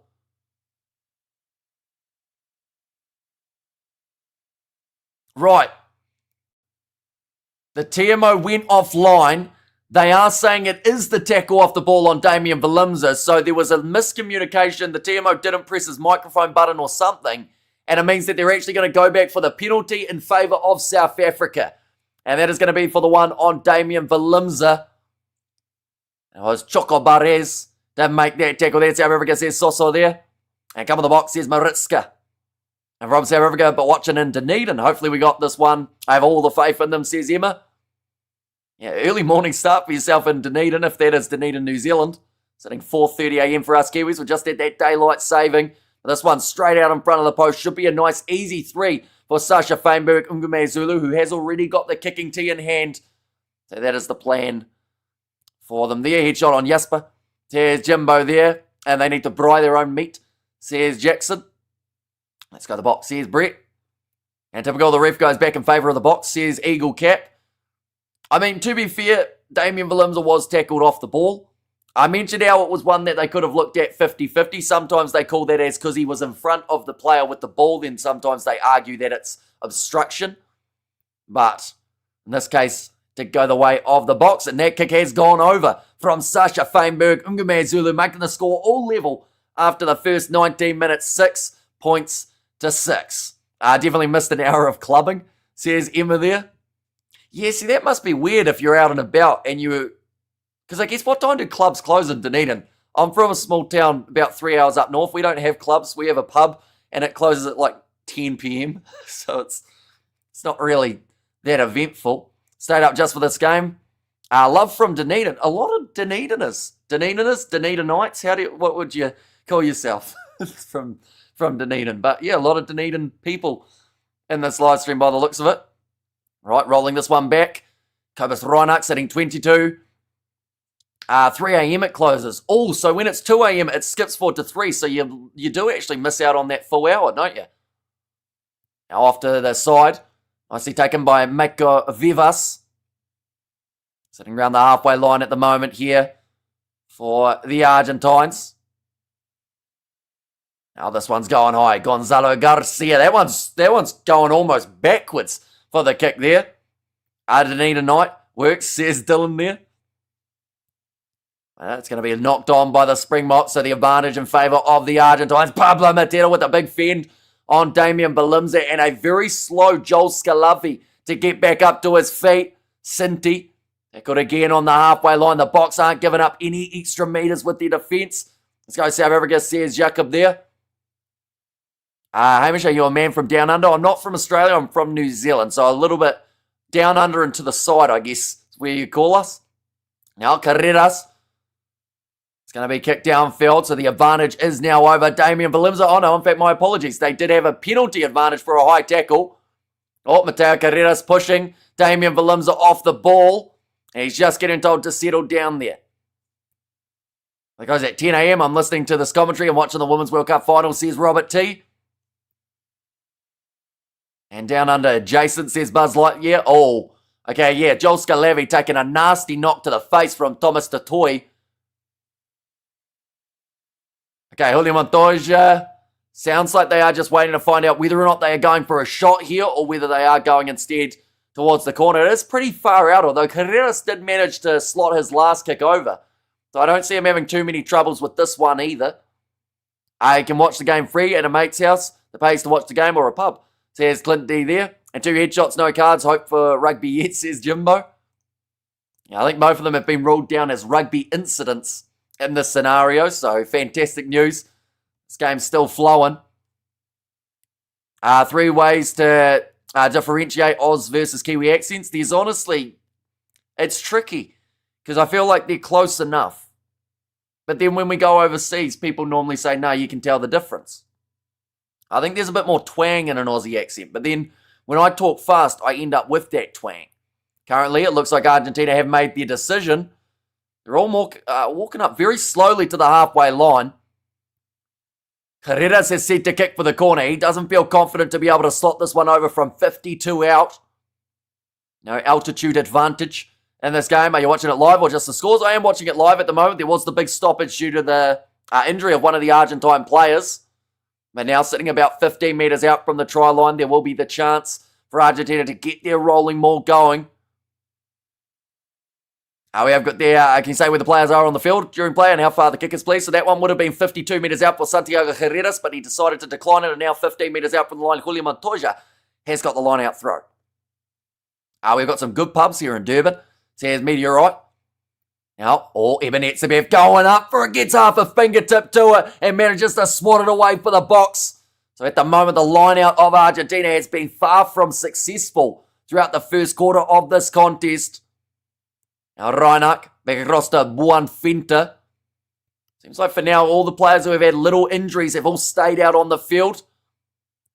Now, Reinach ready to roll this one back again. Shout out to my mother, Marinda. And there says Ruan. And that one's an awkward bouncing one. This one's going to skid backwards towards the Pumas. Round the halfway line, another offload. Juan Cruz Malia going now to Santiago Carreras. Trying to create a nice kick, and that is beautiful there. From Santiago Carreras, that's become a 50-22. If it hasn't touched Sasha Feinberg, if it has, then it's still going to be the same result. Damn those pronunciations, says JS.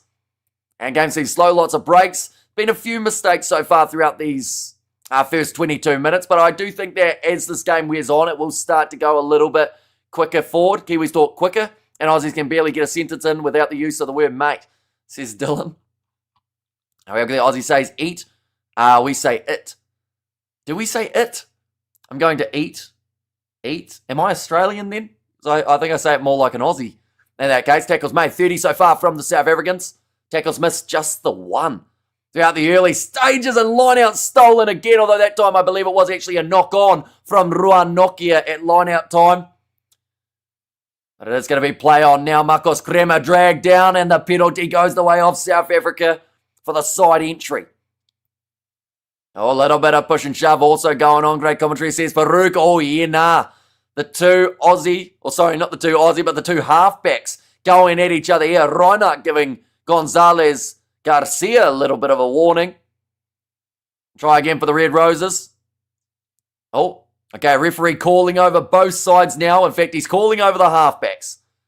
We see Oxenshare on the sideline. Not sure what the injury extent is as of yet. I would mistake Aussies and New Zealanders all the time. Apologies, of course. Says JS. And Aussies say eat, and Hamish says biltong. Says Marius.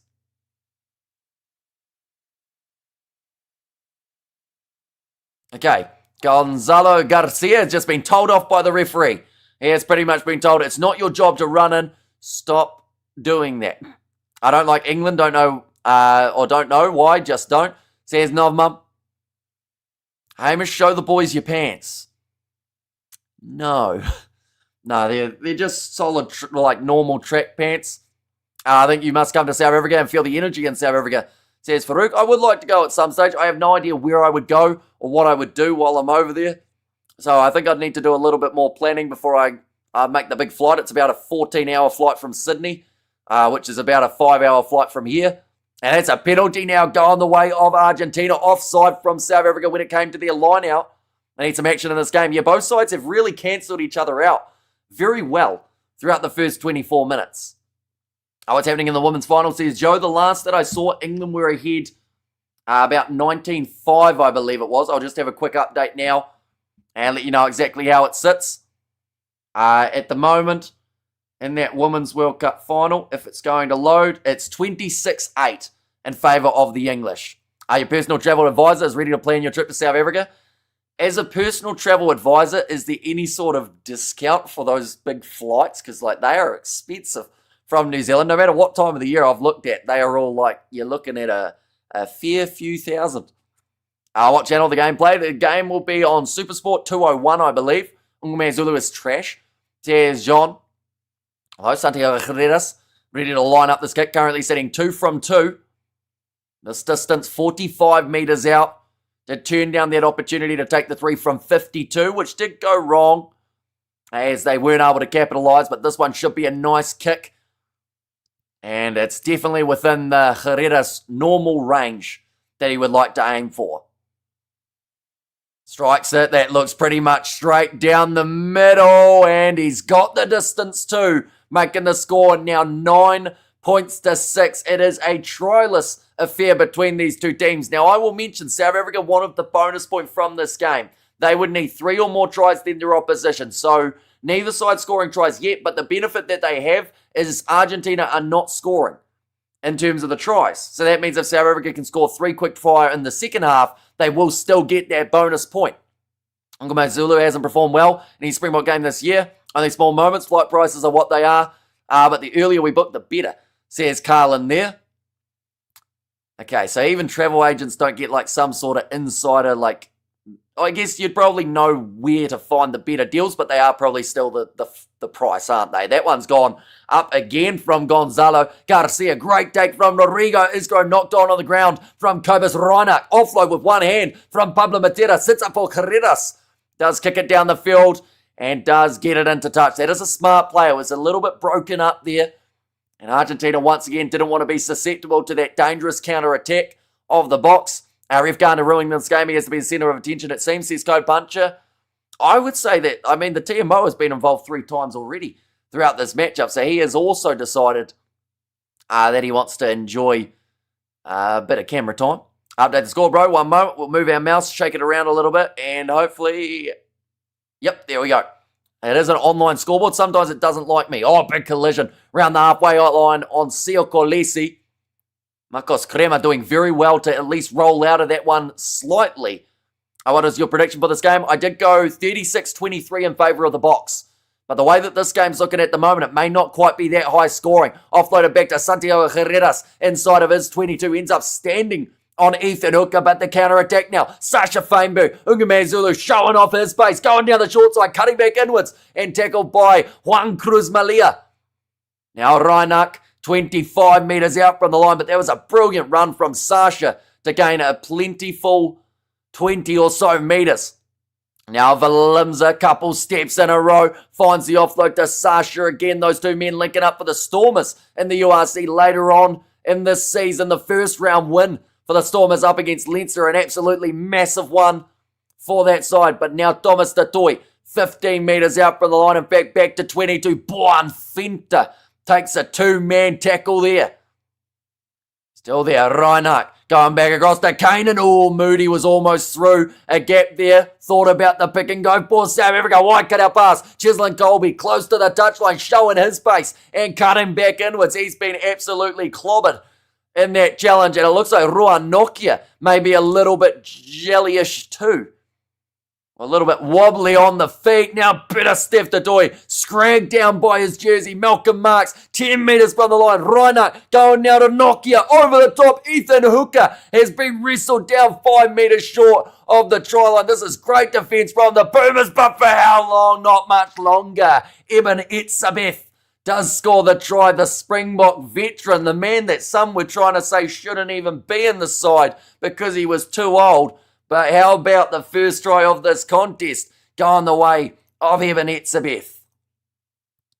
Just like that, the Boks are on the board. Like I said, that bonus point factor, with the fact that they have scored now, it does mean that they only need 2 more, and that would be a bonus point, the way that it sits. But it has taken 28 minutes for one of these two sides to be able to bust through and score themselves the try, and it is the veteran Etzebeth who does finish it off in front of the Durban crowd too. Hang on. I think there was a double blow of the whistle. We might be checking this one, ladies and gentlemen. Potential knock-on from Kobus Reinach that they do want to check for. This is a PTSD back to what we saw in the last match, or the match prior, in Australia, I believe. Oh no, it was actually the Eden Park Test match. I think they're just going to be checking this one, but Kobus Reinach has done it before where he has knocked the ball on. They are going to be checking this one. I may have spoken too soon about Eben Etzebeth. And 21-8, England at halftime.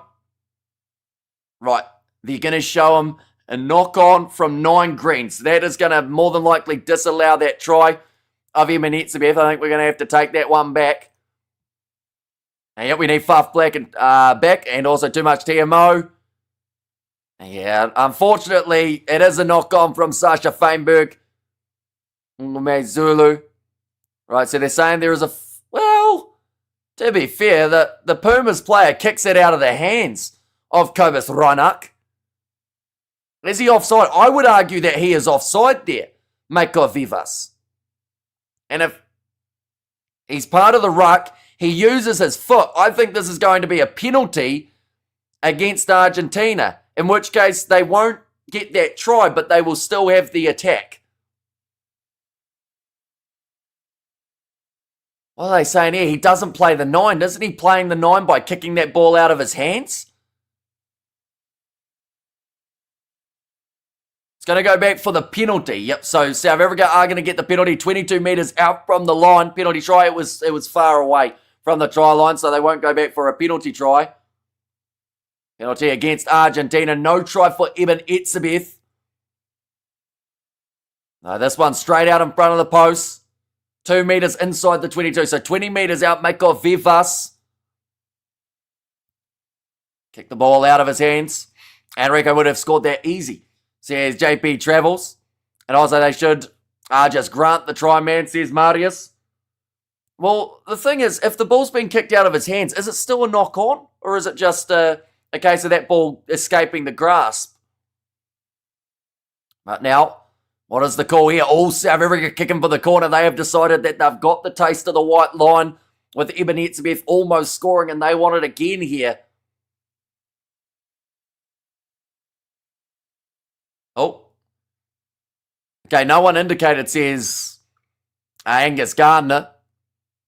And it is now going to be a 5-metre line out for the South Africans in a very good position. This is where Malcolm Marx does do his best work. And huge cheers, says Cool Story. As for Hamish, I don't know how he does this. Really grateful, you are the best, says Kevin there. Why not just allow the try to stand like advantage? I assume because they called it as a knock-on, that means it can't continue.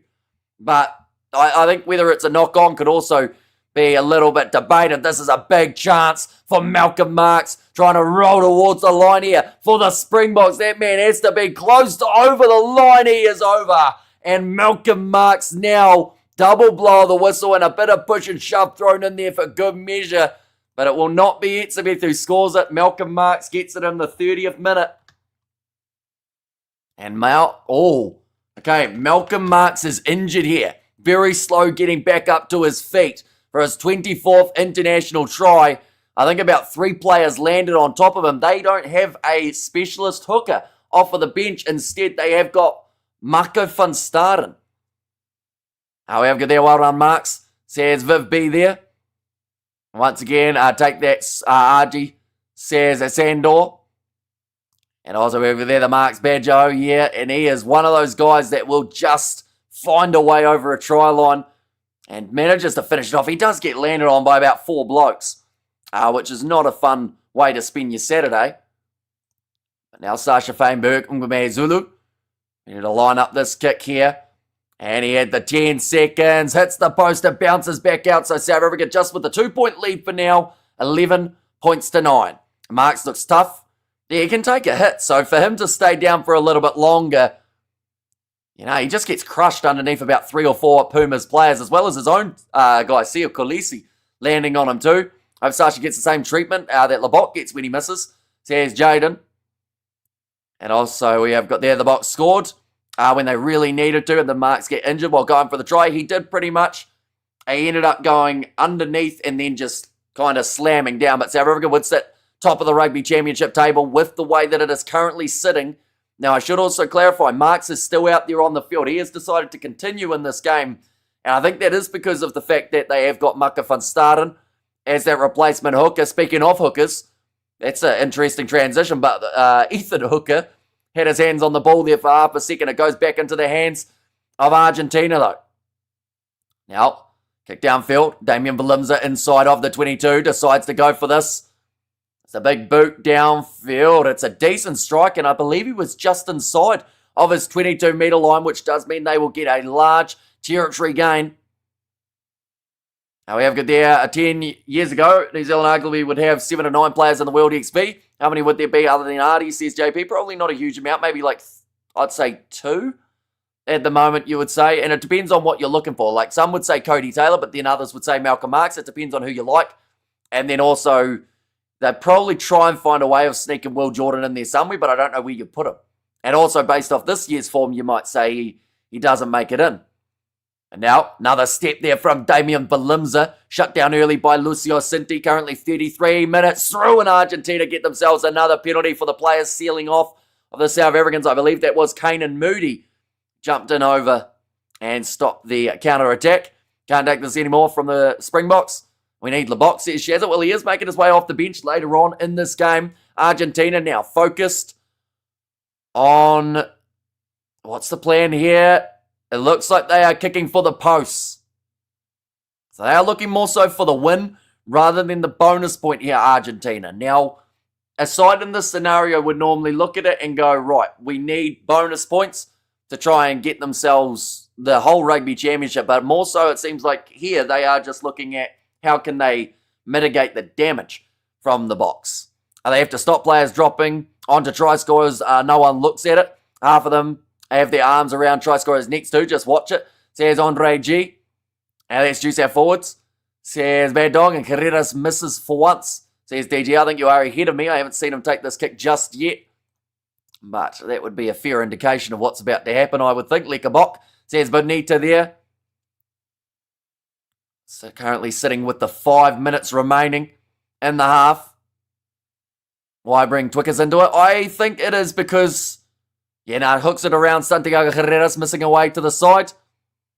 But, it is because of Argentina. I guess it makes them actually more money playing in England than it does in Argentina. It's a bit of a rough one, really. But now, it's going to be kick downfield. Argentina have got themselves the line out, 40 metres out from the line. As much as I like our Argentinian brothers, our box need this one, and Rusty I trust. Says Viv B. Scalavi has dropped back out of that line. Now, he actually was having a few troubles with an injury earlier on in this game, but it looks like he is going to be all right. That wasn't the straightest lineup we've ever seen from Argentina, but it is play on. Santiago Chukwuemeka popping it up now to Marcos Crema. 2-man tackle in by Kolisi, as well as I want to say that was Sasha. Now, that kick maybe a little bit too much on it. Awkward bouncing one for Jeslyn Colby. In his in-goal area, has to force it down. Will now be the goal line dropout. I just sort of laughed when you said, like Aussie man. And we can send the Pumas to Destination F. And we have got the Argentina beat Australia with penalty kicks.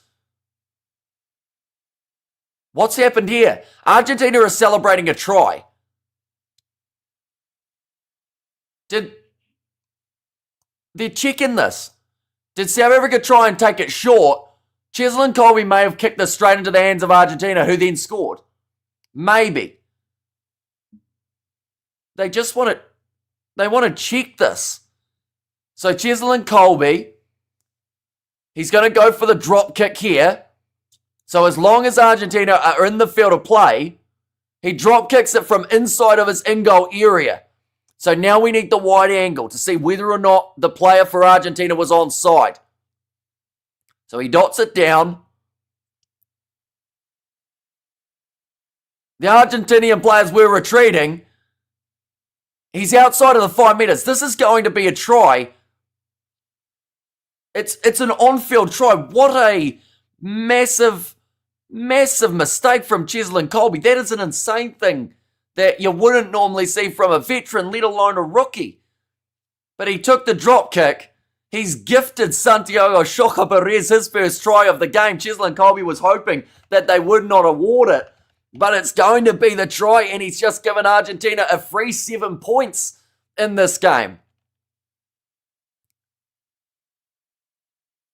How do you even get into that scenario? He's getting the taps on the head from his teammates. He should be getting a slap on the back of the hand for what he's done there, Cheslin Colby. And we have got there, I want to load up an unusual try. One of the most craziest tries that we will see in this Rugby Championship. I so show more interest in the Twickenham game. Says, Neil, what are we talking about? Because are we talking about the Women's World Cup final, or are we talking about the game next week? Because I was talking about the game next week and the fact that Argentina are hosting them up north. But I assume you're talking about the game taking place at Twickenham at the moment between Canada and England. And what the hell are you doing? Yeah, it's given Argentina now the 5-point lead with 4 minutes remaining. And need to make up for that one. Yeah, he's definitely going to need a try soon, Cheslin Colby, as Argentina now, not only does that give them their first try, but that also means that South Africa would need another 3 tries to get back into the situation of a bonus point. A comment on here. So there is a game taking place at Twickenham at the moment, so that is why you're hearing Twickenham mentioned quite a bit. It is the Women's World Cup final between England and Canada. That one's going to be nicely taken by Damian Valimza. Sasha Feinberg. Mgame Zulu, he's looking for the kick downfield, looking for the 50-22. There's a massive amount of space. It's a foot race that surely South Africa win. He picks it up himself, Sasha Feinberg. Mgame Zulu, and he is fired up about it. Now I've got to spell his name. Right, let's give this a crack. Feinberg. Mgame Zulu? Maybe? Somewhere around there, but that is nicely done by Sasha. He was looking for a 50-22, but he's ended up scoring the try right at the end of the half. Argentina had absolutely no one back there, and they would have actually been better off having the 50-22, but the pace shown, very well done from Kanan Moody too, because he could have easily tried to dive on that ball as well, and that could have ended up with it going brutally wrong. An outrageous defense, says Jimbo. Yeah, I don't know how they ended up with such a large gap there. We have there Rodrigo said, I'm from Argentina. You don't understand. At the time, we smells blood. We own the sport, whatever the sport is. If it's a team sport, I hate Pumas. What is just like that? I'm very confused, Rodrigo. It sounded like you were giving them a pep talk at the start, and then now you don't like them. But the score, 18 points to 16. The lead coming back in favour of the South Africans. We have got their great commentary. I am from Zimbabwe. Hopefully you cover one of the games in Australia 2027. We're actually hoping to cover every single game of that World Cup, so we should be able to cover every single match that Zimbabwe do take part in. 38 minutes through in this first half. Score 18 points to 16. Update the score. It's an online scoreboard, so it is slowly getting there. Sasha Feinberg and Ngume Zulu will kick that ball down towards the touchline. That one has not found touch. Change the scoreboard. I am not in charge of the scoreboard. It updates itself. But now, chance up high. Juan Cruz Malia knocking it back onto the side of the Argentine. Santiago Shoka Perez having to offload it from his back. And Evan Etzebev tackling Oviedo. Now Gonzalo Garcia. Oh, that was close to going straight through a gap for Rodrigo Isgro. Now Garcia again goes to Carreras. Quick hands Molina. That was a rough pass, but it has gone backwards, they've said. However, I don't like their behaviour on the pitch, says Rodrigo. I'm from South Africa, and I believe the Springboks will win. There's Thabo there. Oh, another advantage, this time going the way of Argentina. Just the 1 minute 15 remaining in this half. They will throw everything at them now, the Pumas. Now Cinti goes to Mateo Carreras. He's tried to kick him behind. This one's curving. Damian Valimza manages to grab it. And they'll go back now for the original penalty. Then update software for scoreboard. The scoreboard is an online scoreboard, so pretty much anything that updates for it, it updates online. Right, they've actually got the option here of either having Damian Valimza, who ran it into touch. I don't think he actually thought that one through Valimza. That was another little bit of a mistake from South Africa. A new channel member as well from Elise, so do appreciate you hitting that button. What's the score? The score is currently 18 points to 16 after 39.5 minutes in this matchup. Is Ethan Hooker okay? He's still he's out there. I don't know whether or not he's 100%. He's kind of bent over a little bit, but I think that most of the backs are just trying to catch a little bit more of their breath. But pretty much what has happened there is Damian Valimza, because they already had the advantage Argentina, they decided that they would end up just chucking it or putting it into touch. And now Argentina just 1 metre short. That is close to being over the line. They are looking for the grounding, but it is called as held up. TMO, or in fact, it's the assistant referee just saying maybe they need to check that one. Right, there is the blow of the whistle, but it is side entry against the South Africans. Oh. Side entry by Green. That's quite cynical. 5 metres out from the line, and that is what stopped the rolling ball try. I think that is what Julio Montoya is just saying, and now they are going to have a conversation. Right.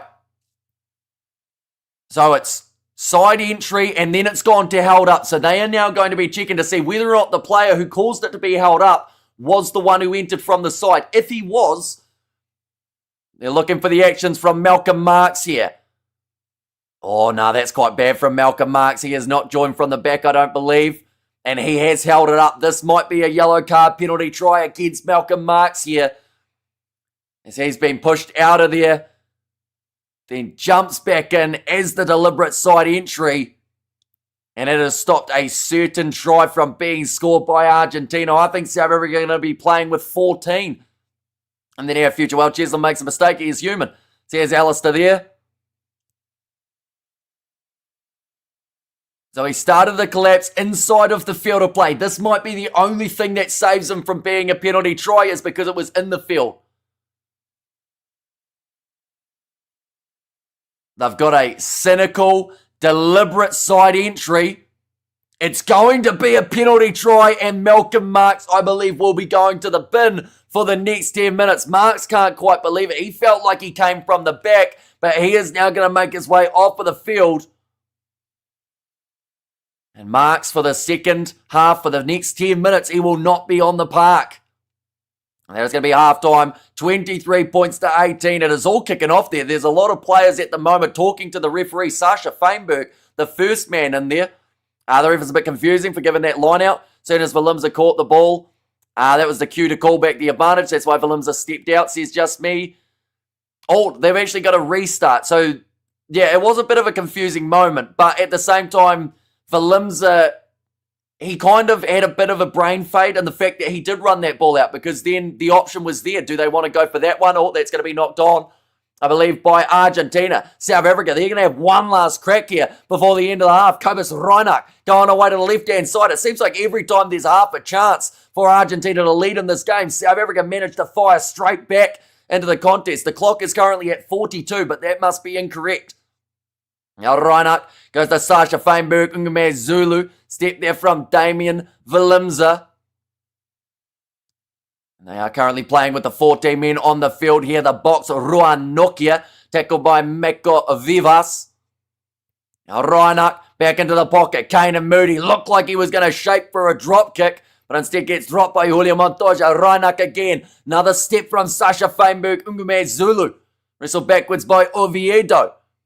Now Reinach across there, Boan Fenter goes to Damian Valimza, tries to step and is wrestled down by Scalavi this time. Now Reinach pops it up to Visa, can't get through after 9 phases in a row. This is going to be fatiguing for these two sides, seeing as they are playing after the halftime siren. Peter Steph-Toy moving forward nicely. They can't stop him. Peter Steph-Toy 5 metres out from the try line. Now Reinach goes across there into the hands of Thomas Toy, who is wrestled backwards by this Pumas defence. But what an incredible run from Peter Steph to get them in a good position. Now Eben Etzebeth just 2 metres short of the try line. Pick and go from Boanthenta. Surely South Africa will get themselves over the line and level this game. Heading into the halftime break, Ruan Nokia getting close again. Etzebeth, he will back himself. He drops his head. He goes over. He goes up. He goes roly-polying. He is just short of the try line. Told to get out of it there. Reinach looking for the ball. As the ref says it is available, he might even consider a little bit of a snipe here with Ruan Nokia.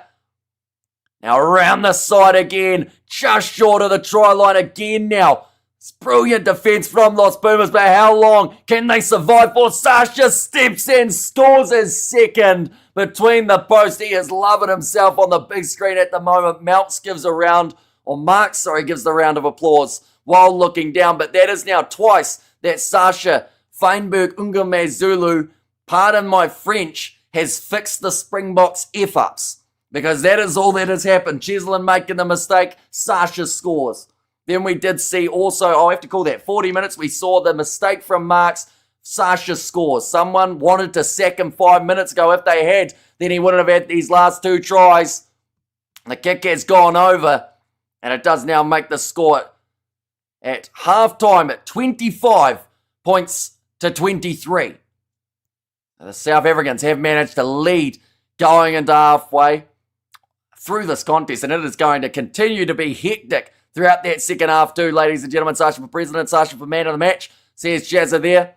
And also we have there, yes, says Santa, and also Sasha says Kings of Kings there too. But 25-23, if you wanted drama for this matchup, we had 20 minutes where we didn't even see a single try scored. And then from there, it has just been all back and forth. Rugby being killed by incompetent officials from Australia. What a show. So what one didn't you agree with, Murray, out of curiosity from those ones? Just for argument's sake, which one was the one that you were like, nah, that's not right? How many tries for a bonus point now? Says Red. So at the moment, they have scored 3 tries, Argentina. Argentina have 1. South Africa have 3. Which does mean at this... Oh, sorry, I've got to add the penalty try, don't I? That changes things. 1 second. We'll go penalty try. We'll say it's the 37th minute just for fun. Although I think it's closer to the 38th. There we go. So at the moment, South Africa have 3 tries. Argentina have 2, which does mean South Africa would need 2 more tries without Argentina scoring any more for them to be able to get that bonus point. What a half that was, says Ligney there. And also a tremendous game. Yeah, it's been all-out pace for that second 20 minutes. You're amazing. I'm pretty entertained by just listening to you. Cheers. Says JS there. And scoreboard not updated, dear. Says Carlin. Yeah, it doesn't really like me, does it? It's updating the time. I think that it's confused itself because of the amount of random moments that did happen. But at currently halftime, it is 23-25. It will eventually get there during the halftime break. Let's go, champ, says Jacob. We have got there as well. Did you know Zulu means heaven? Sasha is heaven sent. And also we have got there, our Boks don't deserve to win this game the way they're playing. Not playing as positive as they did against New Zealand. And give me your prediction again, please. My prediction was 36-23 in favour of South Africa. So Argentina have their 23 points. So that would mean that South Africa get themselves a few more points throughout the second half as well. Sasha's keeping them in the game. And BS, they are slowing the ruck with penalised nonsense in front of Angus Gardner, and he's blowing one side. The stats will show. Says Allywood. I mean, I can look at the stats in this contest. 1 second. Rugby Championship. We will go like that. Scoreboard is as slow as a snail, says Gasper. Yeah, it doesn't seem to like updating today. It actually was the same on that New Zealand match as well, so we can't hold it too roughly against it. We have there Colby going to get sprayed by Rassi. Although, the thing is, right, don't get me wrong, terrible move by Cheslin Colby, but is it the lightning or like that kind of little bit of fire that the Springboks needed underneath them to actually start playing a bit of rugby? You know, you look at the score and we see when they scored that try, and you look at the timeline from there, the Springboks have started playing attacking rugby ever since then, and it actually ended up in the right scenario, or the right direction. Oh, 23, slowly get in there. We're going to have 25, 23 by the end of the half, I can tell you that right now, but currently, in terms of that discipline for these two sides, because I know that has been a big talking point. Penalties conceded 4 against Argentina and 7 against the South Africans. Also seen disallowed tries throughout this one. We have there, were you aware Twickenham is the Allianz Stadium known as Twickenham? I did know that, but I don't like calling it Allianz Stadium because there's already 57 of those around the world, so we still call it Twickenham. We have there, your scoreboard is problematic. It likes to be the full attention of the stream, but now it has decided to get itself into gear. We have there 25-23, and also we have the Eden Park wasn't a match. This is how to not ref a rugby match. Says Sandor. We have got their second half will be the game changer. Perhaps you're right. Box do need to be more tactical, especially after mistakes. And yeah, both times that they made a terrible error, they fired back and scored within 60 seconds or 90 seconds. So, maybe going into the second half, that's actually where they need to be. Rasi will say to them, look, boys, you're a man down. You're butchering this one. Go out there and play a little bit better rugby in the second half, and you should win this game comfortably. However, they're still 8-21 to England. And also we have got there, what will Rasi do at halftime? I think he'll just try and fire them up. He'll say, right, you had some good moments there. We had some poor moments too. And we need to limit those in the second half and start to really put the foot on the throat and see whether or not we can cement this win with a bonus point. Because that is exactly what they will be after. I'm usually wrong, but final score at 51-30 is Sean's prediction there. Chisholm has scored far more throughout his career. Can't blame him for a brain burp. Says Viv B. Ref has not ref the match. TMO has taken over. Psst, says Code. And also Vamos Los Pumas says Daniel. Am I right, Hamish? They need to score 2 more tries for the bonus point. The rule is 3 more tries than your opposition. You are correct. So they are currently in a scenario where they are sitting 1 try up, but they will need 3. And also to stop Argentina from scoring any more tries throughout this matchup too. We'll mention anyone who is new to the channel. Be sure to leave a like and subscribe. We are currently sitting less than 250 away from that 73,000 mark. So if you do want to help us get there, be sure to hit that subscribe button. It is free to do. And also alongside that, you'll get notified of when we are going live. We do lineup predictions throughout the week of what we think Rasi may select, alongside the lineup announcements when they are named and all that sort of fun stuff there too. We'll be doing it throughout the November internationals. A lot of talk about this last round of the Rugby Championship as well. So be sure, keep an eye out for that. But this game, 40 minutes remaining. I don't know about you guys, but I feel like that first half felt like 80. There was a lot of drama. There was a lot of hecticness. 20 minutes through the game, we hadn't seen a single try. And then all of a sudden, it all started kicking off. Malcolm Marks, that was the first of 5 tries we saw in 10 minutes of international rugby between these two teams. Crazy, to say the very least. I hate to face Rasi now, says Alistair. 4 tries as a bonus point, says Grant. In the Rugby Championship, you need 3 or more than your opposition. It's a little bit different. URC, it is 4 tries gets you the bonus. Six Nations, it is 4 tries get you the bonus. Super Rugby, I believe it is the same as the Rugby Championship, which is 3 or more than your opposition. So South Africa currently, they would need more tries here, and they need to have 3 more than Argentina at the end of the game. We have got there, what is the current score? The current score is 25 points to 23. In this matchup, we have got Let's Go Boys, says Nalindi, or Naladi, I should say, and I all says, hey, no, welcome in, hope you're doing extremely well. Scoreboard says, Grant, the scoreboard is correct. It is 25 points to 23 at the moment in this matchup. We have got there, we need Marnie's attacking prowess, and it was a very long 40 minutes. And you shoot the short ear, says Sandor. And there, he was very biased today, Scary, says Viv B. And also we have got there 26 to 8 in favour of England. Okay, so they're starting to run away with that game a little bit more now. And I'd say Canada are really going to struggle to catch them from there. I love the game and great commentary. Hamish says, Brett, and it is greatly appreciated. Of course, next game for these two sides will be taking place next week. And they are facing each other at Twickenham, Argentina versus South Africa. That will be the last game of the Rugby Championship. And by that match, we will know what South Africa have to do to win this competition. Australia and New Zealand, they will be playing prior to that match. They will be going through to around maybe an hour 15 before the kickoff of Argentina versus South Africa. So relatively close to back-to-back games taking place for the last round. But that game at Twickenham, it will either be the time where we see South Africa lift the trophy, or whether maybe, depending on the score here, the Rugby Championship is still firmly on the line. This is how it sat at the start of the round. Now, currently with this scoreline, South Africa sit number 1. But they sit there with 4 points rather than the 5. So they would be 14 rather than the 15. New Zealand currently do sit on 14 as well. So we have to wait and see what happens for the final moments of this game. Also, we should mention there are still benches to be made and the subs switching later on in this game. Jan Hendrik Vessels, he is no longer the number 16. He is actually playing 17 with Mako van Staden as the 16. That was due to the late change of Oxenshare. I should also mention, in this scenario, Malcolm Marx looked like he was nursing a little bit of an injury. Now, he's had yellow card at the most recent stage of the game that he took part in, so he'll have a bit more of a rest than some of the other players. But whether or not they would look to take off Malcolm Marx when the lineouts are going so well for the South Africans at this point, they still also have Wilco Lodo as their number 18, Arges Snyman, Kwaka Smith, and they have Morne Vandenberg, Mani Libok, and Andre Esterhazen as the back replacements. Here for Argentina, they've got Juan Matan Gonzalez, Pedro Rubiolo, and Guido Pitti. There's a few players to keep an eye on. Thomas Albanoz there as the 23. But, yeah, it's going to be a crazy second half. You know when you just get that feeling after a first half of rugby that it's all going to kick off? What is the score? At the moment, the score is 25 points to 23 in favour of the South Africans. The crowd is quiet. Team is scared to move because Gardner is ref, says Code. And thanks, Hamish, to the South Africa-Australia game. Argentina game. Weirdest half of rugby I've ever seen. Thanks for your awesome work, bro. Much love from South Africa, says PT.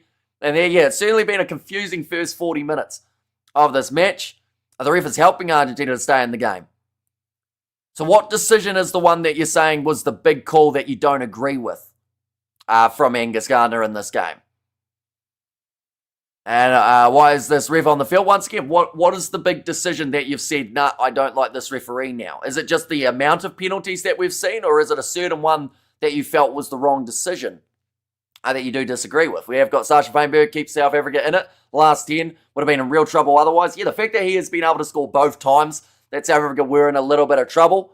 What a champion it's been, or championship it's been, yeah, and it's still got one more round, which could be just as hectic. Damien de Linde needs to go to the bench. He's been quiet, says King of Kings. And also we have got there, with that helter-skelter into the half, I don't know what to expect in the second half. And let's go, Champ says Jacob there, try and ward it against Colby. Was a bad call. Why was it a bad call? Because it is, as long as Santiago Chuka Perez is outside of that 5 minute meter area, Cheslin Colby, by taking that kick himself, did actually warrant play on in that scenario. And as long as Argentina were retreating and they were outside of that 5 meters, that is a legal try. It just doesn't happen often enough that people don't normally know the law in that regard. I think the amount of penalties, says Haino, I think to remember, you're only as good as your opponent allows you to be. Says Oku there. And we have got there, geez, that stadium announcer is so loud I can't hear the TV commentary. Says Albert there. We have there, common sense decision. Colby did not drop out. Says Code Puncher. So you're saying that by Cheslin Colby doing the goal line dropout inside of his in-goal area, it was not a goal line dropout and instead he was passing the ball to his teammate. Is that what we're going with there? Because there are many other ways that he could have passed it to his teammate other than trying to do a drop kick from a goal line dropout position. Nicely explained, says Farouk. And Colby had a brain freeze, as mentioned. It may be legally, but we aren't blind. So what do you mean? Like, it's legal to do what they did. They scored the try off it. So where's the issue with it? I'm confused at what the problem is. They checked it.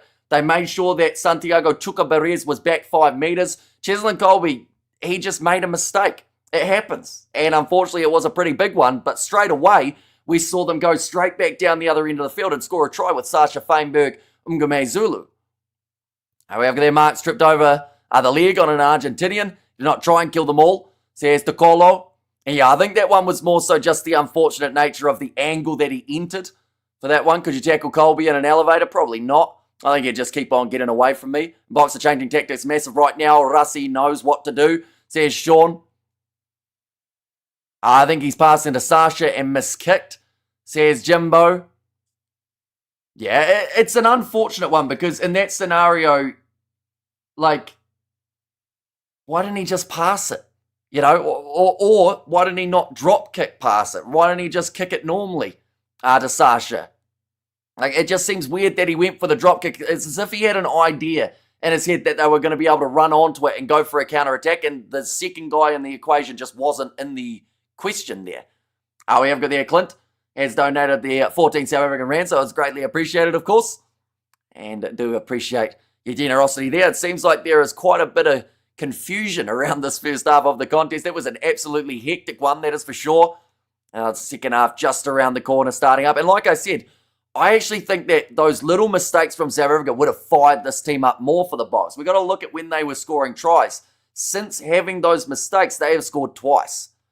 And you wonder whether or not maybe that has put them in the right headspace. It's also not the ref's fault. There are so many penalties. The players on both sides need to wake up and just getting out for the second half. And I know Springbok's going to kick ass. Says Derek, no reason but concern. The Boks will win.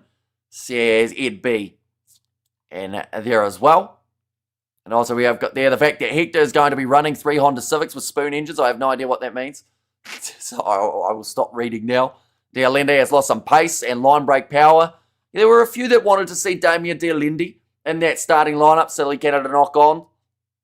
And so don't South Africa need 3 tries for a bonus point or need to win by 3 tries. So it is 3 or more than your opposition. So in that scenario, let's say for instance, if Argentina weren't to score any more tries, then South Africa need 2 more to get that bonus point. The Moose is heating up, says Mumbo Jumbo. And Malcolm was pinged for tackling the man at the back of the maul. Legal entry, says Jimbo.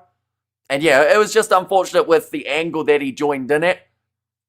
And, you know, once again, Sasha came back, got himself the try pretty much instantly. Let's get Snayman and Quagga on, says Chris Creations. Sasha to 12 and Marnie to 10. Oh, so what are you doing with the Andre Esterhazen in that case? So what's the deal with the bonus points? So they need 3 or more tries than their opposition. Currently, they do not have that. But that doesn't mean that it's not impossible for that to happen. The ref is not refereeing. As in, like, he's not, what are you saying? He's not calling it against Argentina, or because if he's blowing the whistle too much, then you'd say he's over-refereeing, wouldn't you? Rather than he's not refereeing. It was a simple brain freeze, silly mistake, nothing wrong with the ref. Says Kyle there. We have got there, hey, I can't understand what is going on. I know about the Springboks, but are you going to show us what is happening? Sadly, we can't due to licensing. I do love the font that you've got going on there, though. That is very fancy. Does that come up fancy as well? Oh, it does. That's beautiful. In terms of the font, that looks like how I wish I could use my handwriting, but mine more looks like just scribbles on a page. But yeah, due to licensing, any match footage or audio gets it taken straight off YouTube. So sadly, we aren't allowed to show anything, but second half is just now underway. And nicely taken by Joaquin Oviedo. Steps around Ethan Hooker as well as Peter Steph-Toy and already making 30 metres off the first carry in this half. How's your family? Are you tired sleeping tomorrow? Says Lance. No sleep till tomorrow night. I'm probably going to be up for another around. I might be able to sneak like a 2-hour nap in, but I'd say I'm going to be up till probably about 3 a.m. tomorrow morning, so about 22 hours. A good commentary, says Derek. Or good commentator, sorry. But now, tackle on Sasha Feinberg. Ngume Zulu has been keeping the Springboks alive in this contest. He has scored 2 tries individually in this match. Jasper Fissa. Tackle low again by Argentina. Now Sasha will kick this one up high. Camera angles weird for you. They're a little bit different. Oh, beautifully taken by Cheslin Colby under the high ball. Getting that little bit of an extra leap on it as well. Reinach back across Boan Fenta. Now Sasha looking for the kick behind. That is where South Africa have managed to find a lot of metres throughout this game. But now Santiago Herreras trying to get the angle towards the touchline. Bit of a fumble there from Valimza, but manages to hang on to it. Kicked him behind. Chasing after this one, Valimza. One Cruz Malia. Massive shot from Valimza there. Better step to Toy. Bit of a counter ruck, but it comes out the back for Los Pumas. Tackle release. The call there for Reinach. Now back across to the left-hand side. Rodrigo Isgro plays half. Being told to use it now. Doesn't look like they've got a 9 just at this point in time. Oh no, now Gonzalo Garcia has got across to it. Hey, one get out is the call there. Boan Fenta given a stern warning by the referee. Will you go skinhead if Argentina win by 20? I will not know. Oh, that's a hard collision in the air. Both men going up for it and one going down injured. Better step to Toy. Managing to offload to Reinach. Popping it across the Visa. Big collision with Marcos Cremo. Almost caught him high. Reinach Cross to Sasha Fainbu. Ngume Zulu. Beautiful cross kick to Cheslin Colby, who will score the try. He gave away one in the first half, but he scores himself one in the second to make it back to even for that man. But Colby striking early. I don't know where Argentina's cover defence is, but it's not out on the field in Durban. That is for sure. That is multiple times that they've been able to kick it across field and find massive amounts of space. We have got there. How should we appreciate your hustle, man? All those hours, no sleep. Says Kip there. But now Cheslin Colby scoring it out wide. And Sasha Feinberg Ngome Zulu has had an absolute blinder of a contest throughout the last 25 minutes. He's hardly put a foot wrong. In fact, I don't think he has. I'd like to see Valimza back at 12 for a bit. Sasha and him will be interesting. Says Kyle. And brilliant Cheslin, says Viv B. And you can't replace Sasha today. Someone wanted to after 15 minutes. They were saying sack Sasha. But at this point in time, had they sacked him, they wouldn't have scored 2 tries, and you could argue wouldn't have scored 3. But that is now going to make the score up to 32 points to 23, and this is all with a man down. I mentioned about the motivation factor of getting a yellow card for South Africa, as well as making a couple crucial errors. I would say that it seems like it's motivated them to the whole next level, and they have stirred up a hornet's nest exactly right. We Box need to stop complaining about the rest. We sound like female dogs. I don't want to swear on the GOAT stream, says King of Kings there. Now taking Jasper Visa, bumping off one, getting driven slightly further towards the touchline. And Ice King says, Sean, easy Hamish, I thought you had stopped your Springbok H speech, says Xander. And we have got there Cheslin hard loop, says Jacques there. Almost turned into a rolling maul there for Thomas the Toy. Told to get back a little bit more for the Argentinian offside line. And Sasha definitely proving his worth. Says Lilia B. That one's gone high and into touch for Kobus Reinach. Not his biggest kick downfield. He does apologise to his teammates. And don't celebrate tries before they meet TMO approval, says Graham. It looks like Jan Hendrik Vizels is not a mile away from making his way onto the field. What's this? Or wasn't this your score prediction? I went 36-23, so sadly I can't be right for my score. And I don't see South Africa taking a 3-pointer here. I think that we are going to see a lot higher scoring game than my first anticipated one. Although the split by about 13 points could be possible. Massive driving tackle there from Kanan Moody. Putting in a huge shot on Lucio Cinti. And again, it seems like Argentina, when they get their hands on the ball, are in a mad panic to try and get rid of it as soon as possible. We have got there as well as South African flag, says Lance. We have got there from Francois. Has said irritating voice. Well, fun fact, the mute button exists, but also you don't have to listen. There you go. That's a fun fact. We have got there the South African flags from Lance. And they're doing one more try and we get the bonus. That is correct. Yes, one more try at the moment for South Africa and they will put themselves in a bonus point position. Rugby match score at the moment it is 32 points to 23 after 45 minutes. And how are you watching live? I'm watching on Sky Sport 2 here in New Zealand. Rassi had a serious conversation with his team at halftime.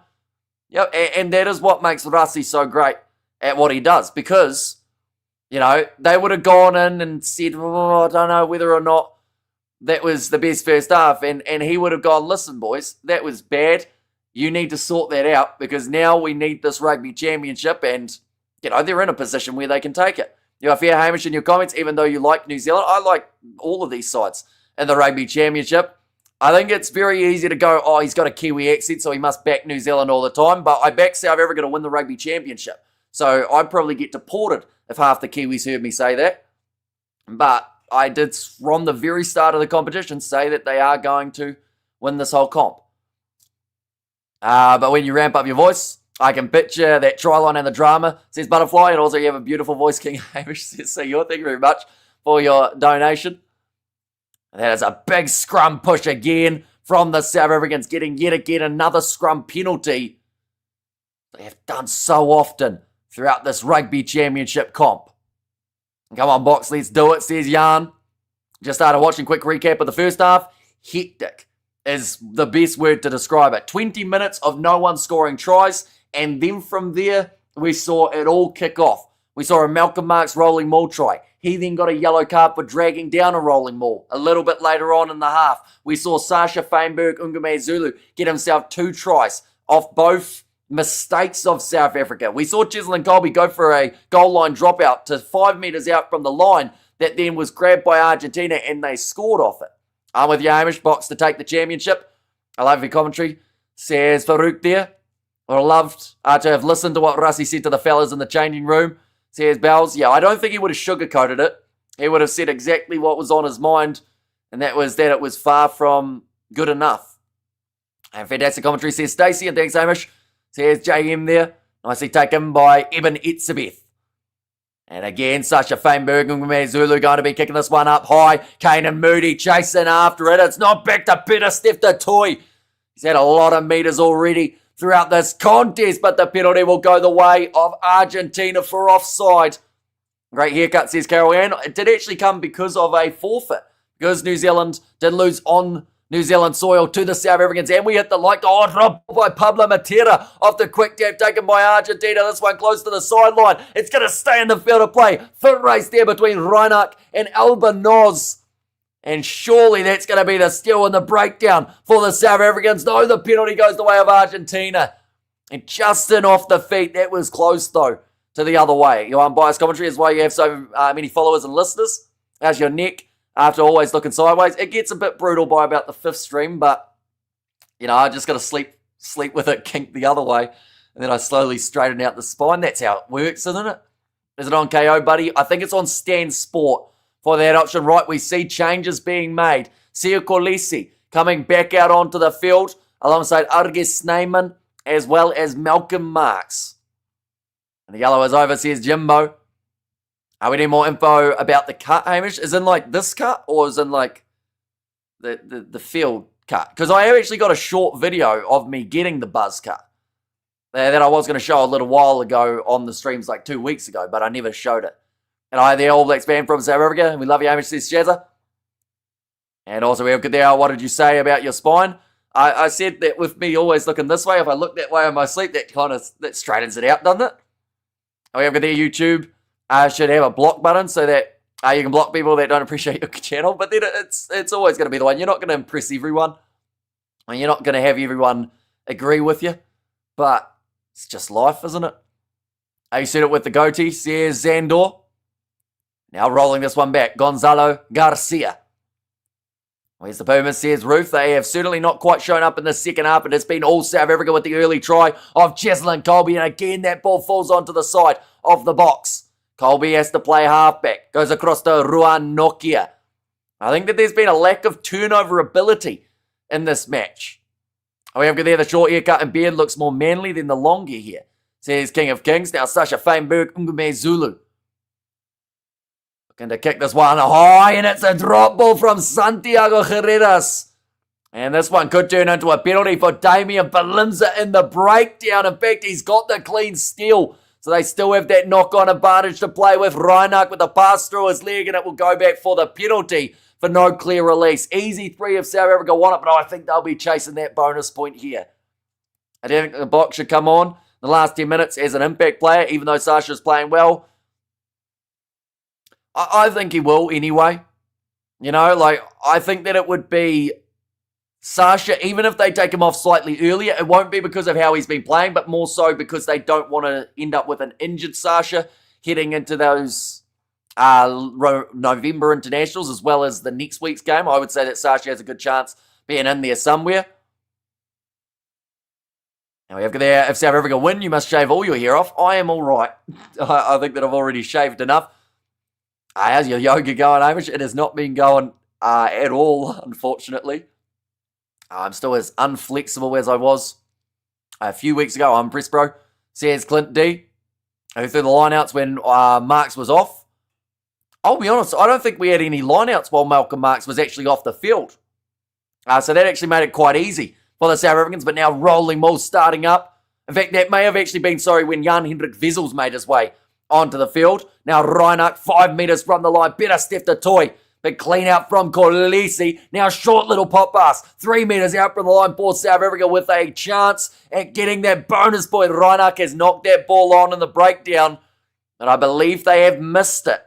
Whether or not Brett Cronin does find it, we will wait and see. Sasha sneaks through and scores his hat-trick for the Boks. He has been phenomenal throughout this game, and it's just whether or not there was that knock-on. But if not, he has had a hat-trick in 15 minutes for Sasha Feinberg Ngomezulu.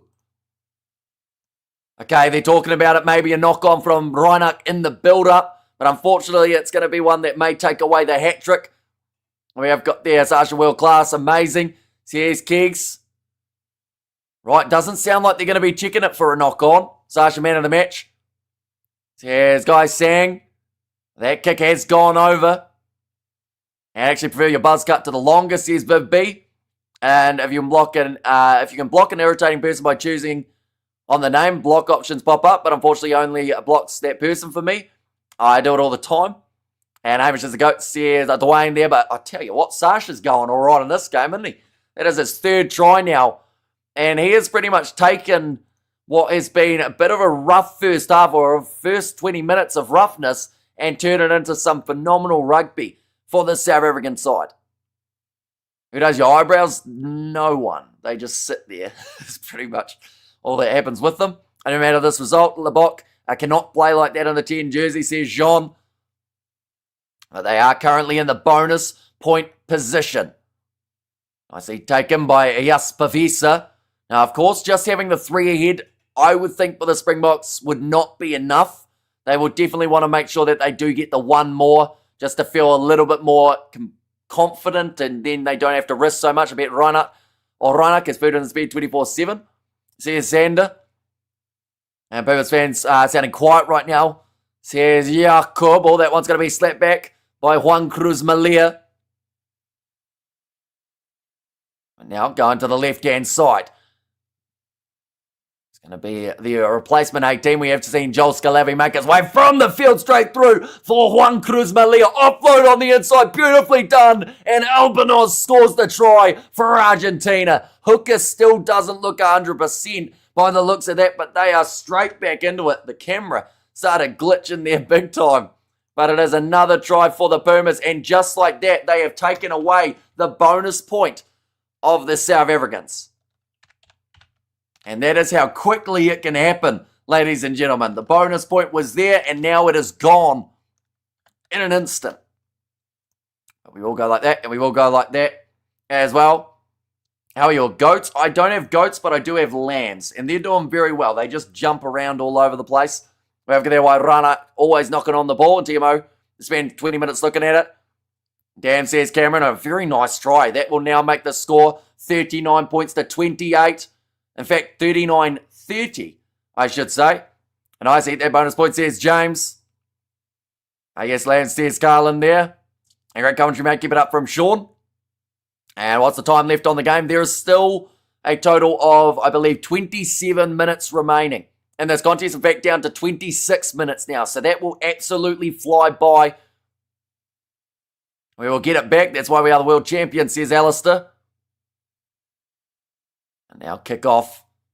5 tries for South Africa, 3 for the Argentines, and they are down by 9. So they will also be chasing their own bonus points from this game too. It is kicked off.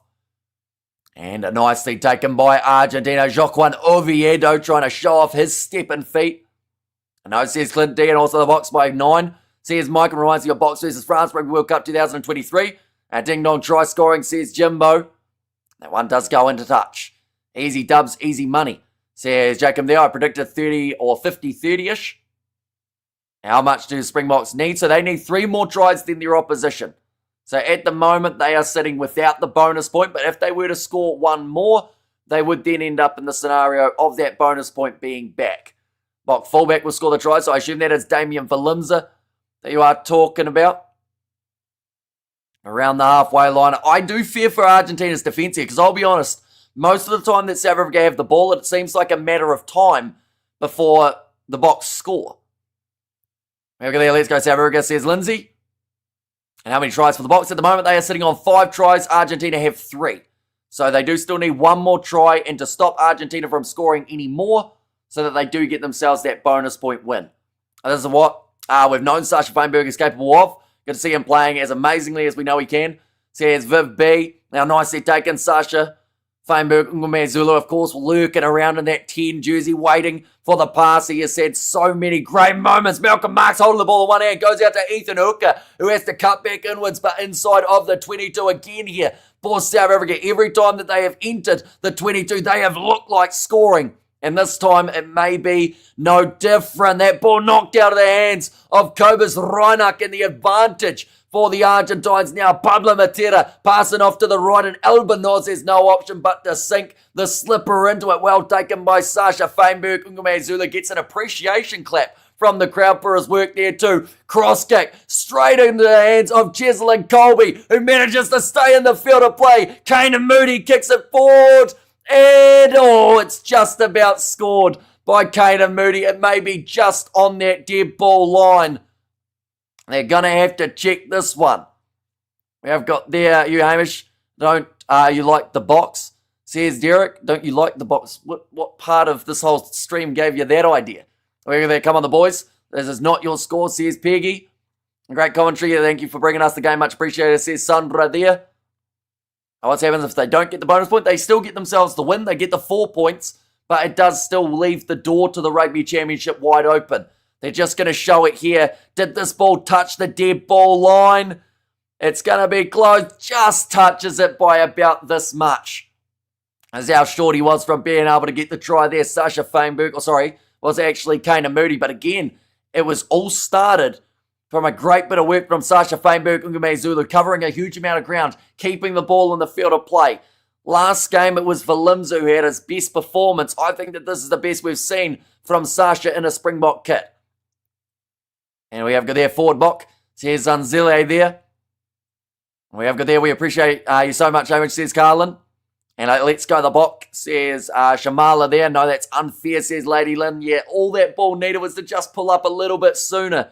And it would have been the try for Kane and Moody off what would have been a very impressive bit of team kicking. Right, sounds like there is going to be a change now. Morne Vandenberg, he will make his way on for Sasha Feinberg. For Cobus Reinach. Been far from his best throughout this game. Had his fair share of handling errors along the way. Come on 5K, says Robert. And also we've got there, come on the box, says Vanessa. We love you, Hamish, says Deborah. And there too. And anyone who is new to the channel, of course, be sure to hit that subscribe button. It is so greatly appreciated. You all being here for these matches. We have got plenty more coming in the near future. Now the ball in possession of the box. They are inside of their own half. So in about 45 metres out. Now Sasha will kick it downfield looking for the 50-22. This time Argentina do have cover at the back. Thanks, Give you that good commentating.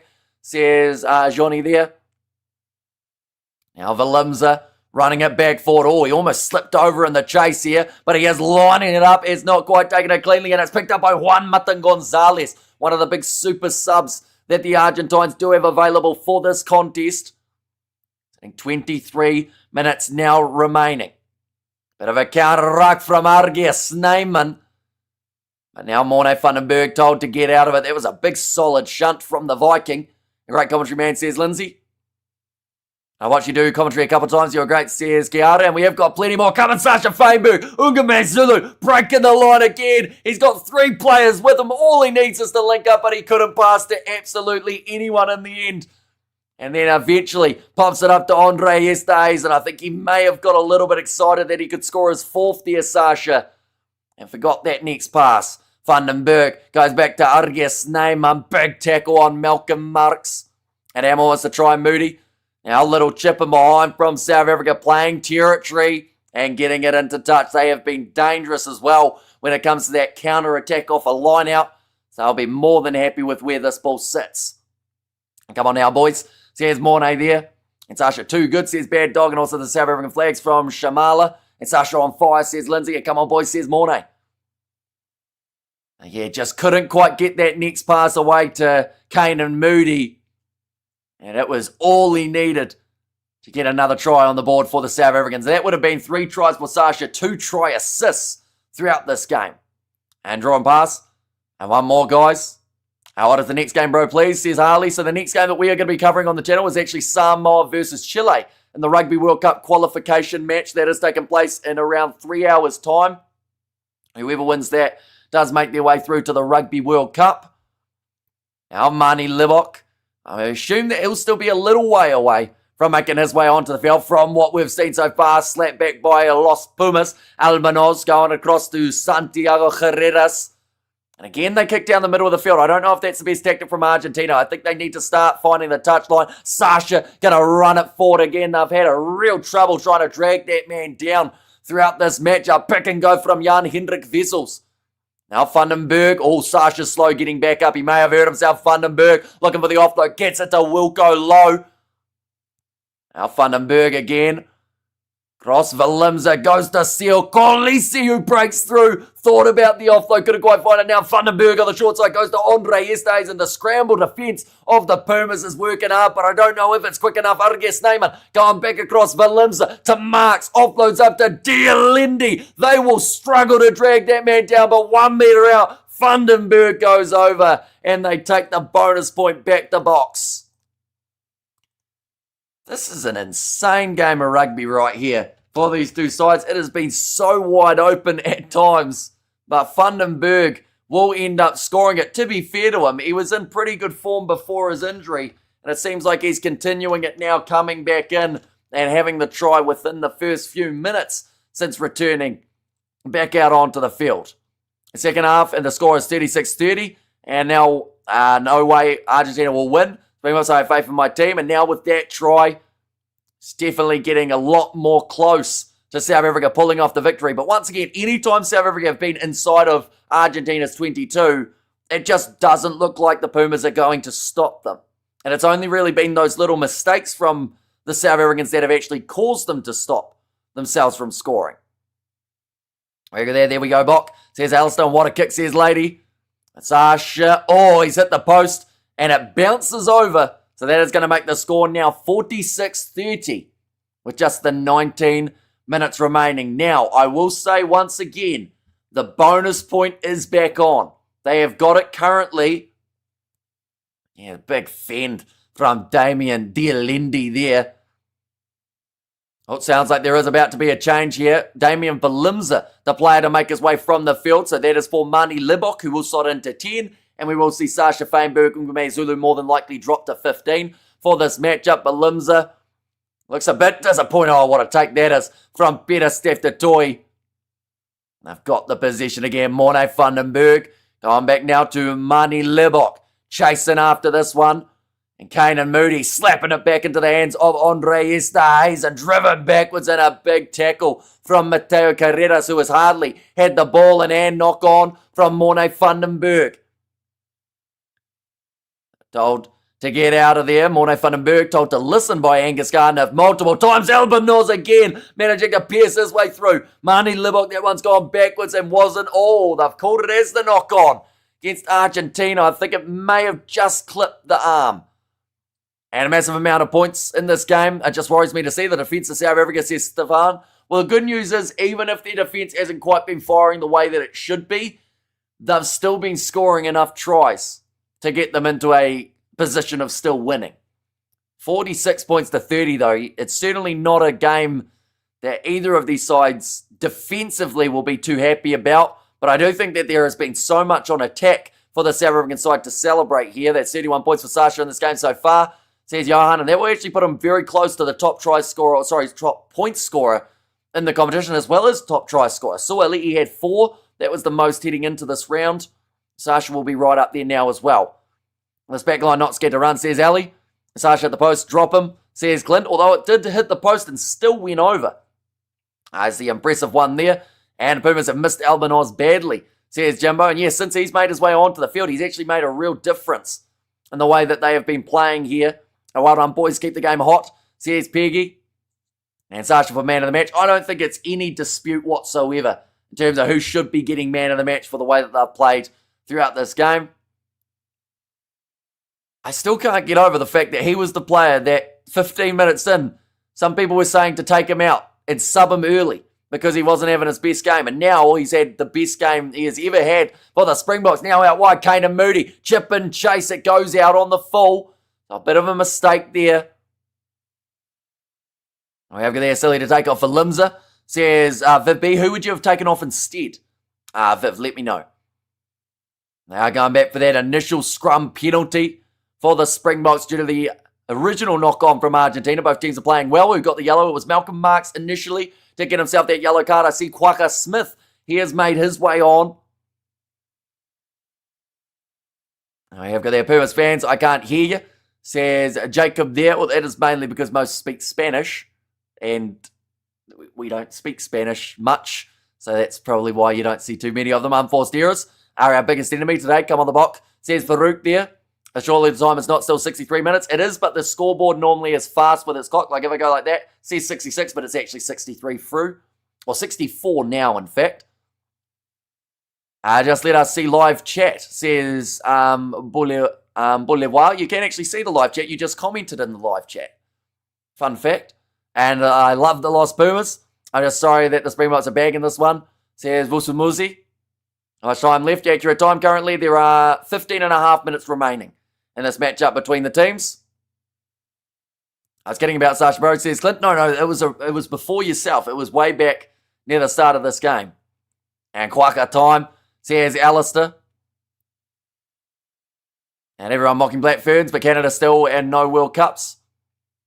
Oh, beautifully taken one-handed from Argentina. Now Mani Libok, he has kicked that ball as high as he physically can. Moody coming forward for it, not taken cleanly by the Pumas, and now 2 meters out from the line. Another chance for the box. Jan Hendrik Vessels trying to break his way through Sneeman. Thought about going himself. Vandenberg wrestled down 5 meters. Now from the Argentinian line again. Nice pick and go from Quaka with a bit of a step thrown in for good measure. Now back across, Mani Libok, wide cut out pass to Ethan Hooker, steps back in, steps outwards, offloads, and Peter Steph Toy scores the try for South Africa. They are now running rampage. Peter Steph Toy scoring it now in the 65th minute of the contest. The Springboks are bringing up the 50 here. Marcus Brown, South Africa, says Shamala there. And also I left the backs as they were, says Viv B. Goes over the top, Ethan Hooker. There was half a moment where I thought maybe he had done too much there rather than just shoveling it on. But step back in, then still managed to find the offload. Time is at Hamish in the morning in New Zealand. It's currently 5:51 a.m. at the moment in Kiwiland. Peter Steph-Toy, he has had a lot of meters throughout this game as well. Did deserve a try of some sort, or at least a try assist. He's got it now. 13 tries, I think they've just said throughout this matchup at this point in time. Just an insane number. But Sasha keeps it low and gets it straight over from the sideline. And that's going to make the score now 53 points to 30. I've got there, Argies wanted chaos. Peter Steph-Toy just gave them chaos. And also that halftime talk by Rassi really kicked the boys into gear. Go the block, says Gay Singh. Well, that's the thing. I think, people were complaining about the decisions earlier on, the Cheslin Colby situation, as well as the Malcolm Marks yellow card. I think that fired up the Springboks to the next gear. Because ever since then, have you noticed the difference in the way that they have been playing? They've been playing like a team possessed and a team that have something like a chip on their shoulder. So I actually think they are in this scenario where that helped them in this game. And it actually probably wasn't good for Argentina because it just made them more angry, the Boks. But now, Argentina, they're going to be trying to steal this line out about maybe 10 meters out from the Bok line after that kick did go into touch off the bounce. Don't anger the Bok. And also the box says Xola there. Now nicely taken. Now Quagga Smith sitting 10 meters out from the line. Morne Vandenberg rolling this one back. Still another 12 and a half minutes remaining on the clock now. Can I watch it somewhere for free? Sadly, there aren't too many free options. The highlights will be up on YouTube afterwards. So be sure to check those ones out. And we'll be on the Rugby Championship YouTube channel. Nice commentary, Hamish. I think Tony Ball has introduced us an interesting style in the box, and they are adapting to it beautifully. I think you're right, Hamish. Colby, man of the match. Don't know about that one, but Sasha definitely has to be right up there for the chance. Durban is cooking, says Gerard. And now, that wasn't straight from Argentina, although I don't think we've seen a not straight line out called all throughout this matchup as of yet. Mateo Carreras Now wrestle low for Argentina to have any sort of chance of shutting down the chance of a bonus point from South Africa. They would need 2 tries in a row throughout the next 11 minutes. Although it just seems like the tempo has completely shifted. And the Boks are well and truly handling it here. Classy performance by the Boks, mistakes and all, says Lilia B. But 60 points on. Why can't you share the live? Because it would be illegal due to copyright infringement. Any match footage or audio, we get us taken straight off YouTube. Another drop ball from Johan Oviedo. Now, Quagga Smith goes off to Jasper Vesa, who tries a little flick pass around the back. He's just getting a bit too fancy now. But the Boks are feeling it. Now, selling a dummy from Juan Cruz Malia passes. That was forward. And it will be another scrum for South Africa. What would you say has been the Boks turning point, seeing how they've outplayed the ABs? Is it the young blood, says Uncle Fred? They're just playing with confidence. And, yeah, that is fought by about a metre or two from Juan Cruz Malia. And, you know, I think that a lot of people are now giving a lot more credit to Rassi than they were beforehand. Because it was only 3 weeks ago, maybe 4 weeks, that people were criticising him, saying, you're changing the team too much. But he stuck with it. He continued doing what he's done. And now he's having some massive wins for the side and walking towards a rugby championship. And a man of every match is Rassi Erasmus. His halftime words bear fruit. And I was like, do you think 60? I think 60 could be on the cards. They've still got 10 minutes remaining here. Thanks for the commentary, Hamish. Another big second half from the Boks, says DG. And they're playing with confidence, but only in the second half, says Hand Dog. And Rassi we trust, says White Rhino. It was only 5 weeks ago, or maybe a bit longer, that game up against the South Africans and Australians. When Aussie won, people were saying to sack Rassi, but it's bloody lucky they didn't, because he's now sitting here with the Rugby Championship title just around the corner. I want Rassi to give a speech, too, for my life, says CMC. And now penalty. Oh, this time going the way of Argentina at scrum time. That has happened twice throughout this match. The Mock World Champs, even when they play yuck, says Annie. And also watching in Madagascar, loving the Mock, says Buddy. So it is greatly appreciated. We have got there 70 minutes. Can we get the score to over 70? I don't think over 70, but definitely 60 could be on the cards here for South Africa, as it would just be one more converted try. Although Argentina are trying to take away that bonus point. We just see it. Oh, tell you what. I was about to say, that's really a 50-50 type of scrum call. That could have gone to either of those teams. What is the points for and against stats after this game? So at the moment, heading into this game, South Africa had a points differential of about plus 15, I believe. So they will sit with a points differential of about plus 38 now.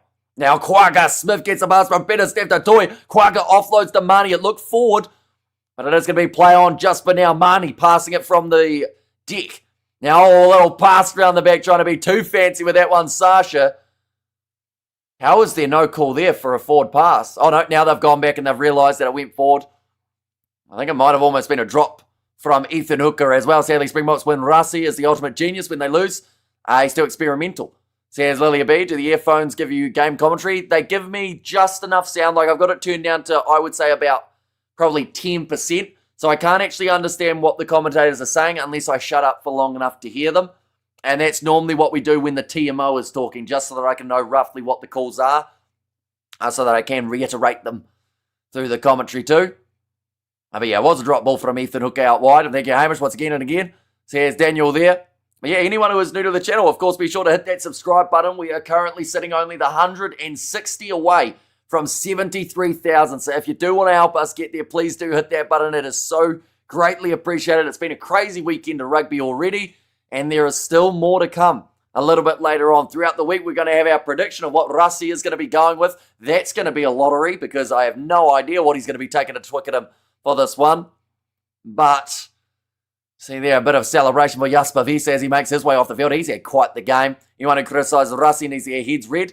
Says Sharon, well, Rassi is a doctor, and is he in doctor for psychology? He could probably read their heads for them. What doctorate does Rassi actually have? I know he's got one of some sort, but I'm not sure what he's actually qualified to do. What does the table look like now? So at the moment, the way that it sits, South Africa are at the top of the table with the 15 points. We have there Sasha Peter Steph-Toy, man of the match. Yeah, see, Peter Steph-Toy's had a brilliant game. But with what Sasha has done, it's going to make it very hard to get that extra nod in terms of the chance of being the man of the match. Great commentary, Hamish. Thank you. The people making comments. Thanks for the entertainment. Says David, that's going to be a free kick now to Argentina. Gonzalo Garcia going back across. Santiago Chocobares tackled early by Money Libok.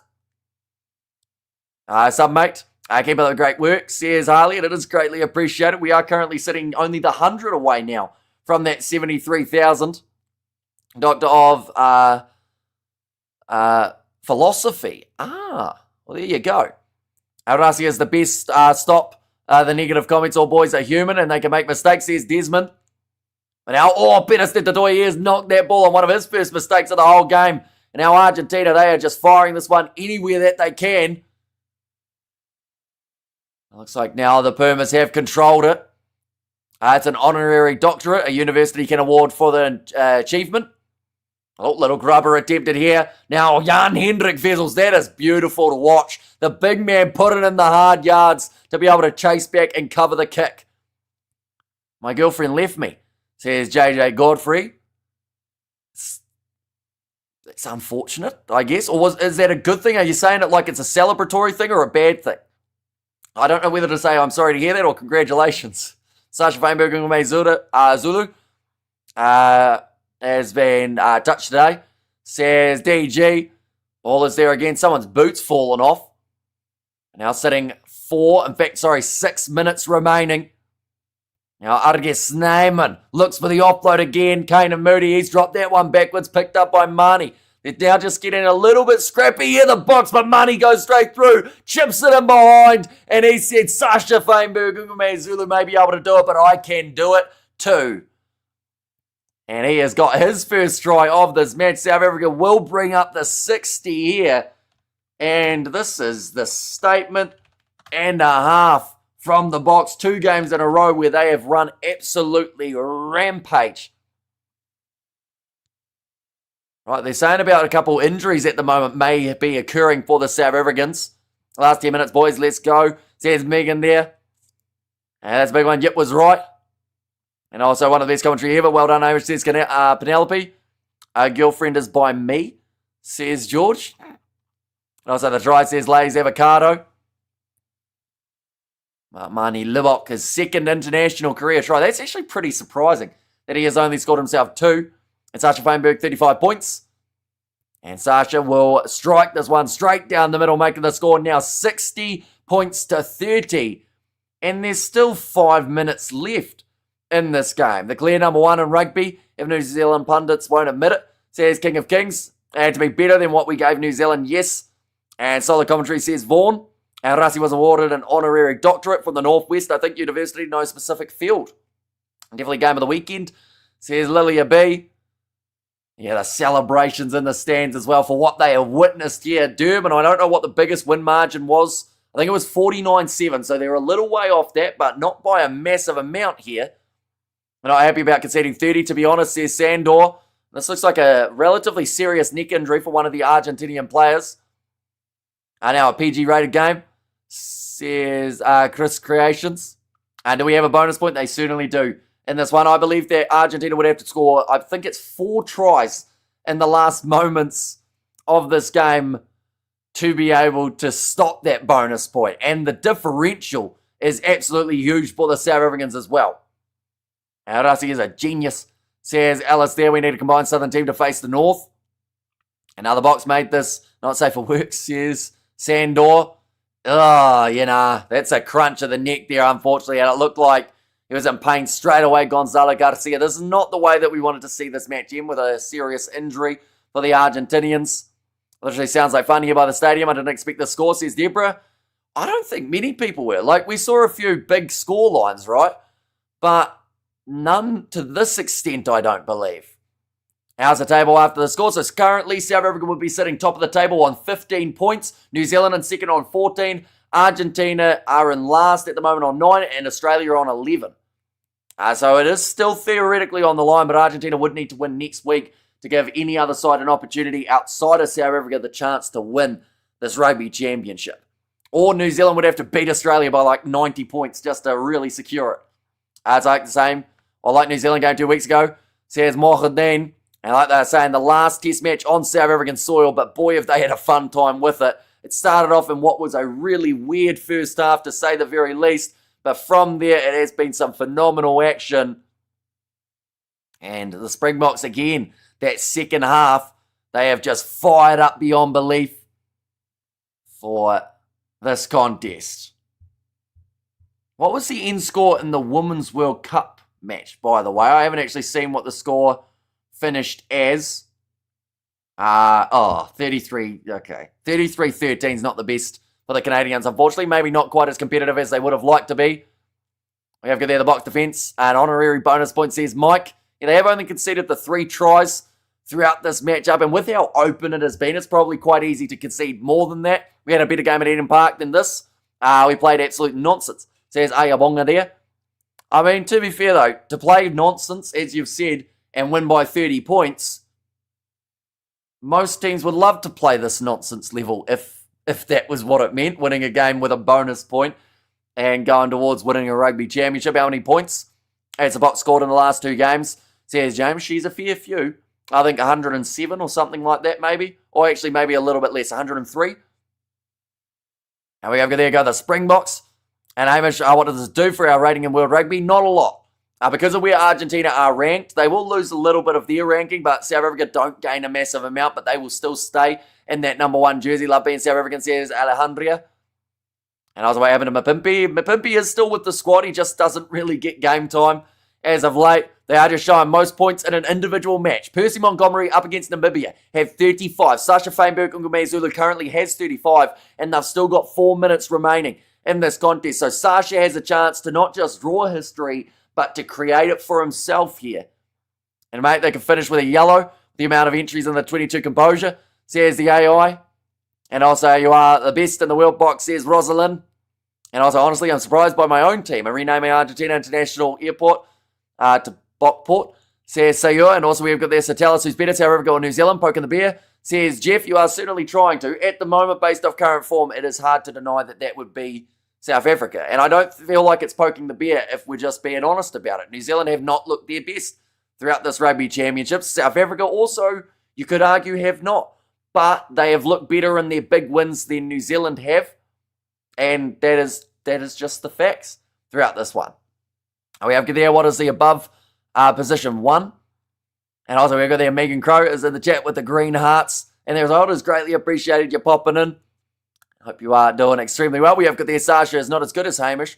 I think Sasha's much better than me. Anyone who's seen my goal kicking video from way back in the day when we were doing a live stream, we popped it on during the break. Is there a delay? There is. Sadly, an Argentine player injured at the moment. They have got the oxygen mask on him as well. Got a really awkward crunching one on his neck. And I think they're taking all precautions to make sure that he is going to be all right and at least transferred in a safe manner. The best rugby team in the world, says Mason there. And sending out support from Mauritius to the box. And also, Russ, you know how to pick your winning team, says Angela. And I love how unbiased you are, says Kim. Well, it's just, I think because we've done, I think we're closing in on 2,000 live streams. Oh, thumbs up there from the Argentines, so that is at least good news for Gonzalo Garcia there. But yeah, doing 2,000 or so games, you get used to calling them down the middle. I'll always pop in. I have to say hi at least, says Megan. But yeah, it is greatly appreciated. Of course, I should mention, I've just realised I've done a terrible job again. Anyone who doesn't already, follow us on Instagram. I forget every stream up until the last 5 minutes, but we're going to be posting something one day on there for the Kiwi lads. So we'll get that link, hopefully. I don't know how to, but we will get it. They are going to be told to use it here.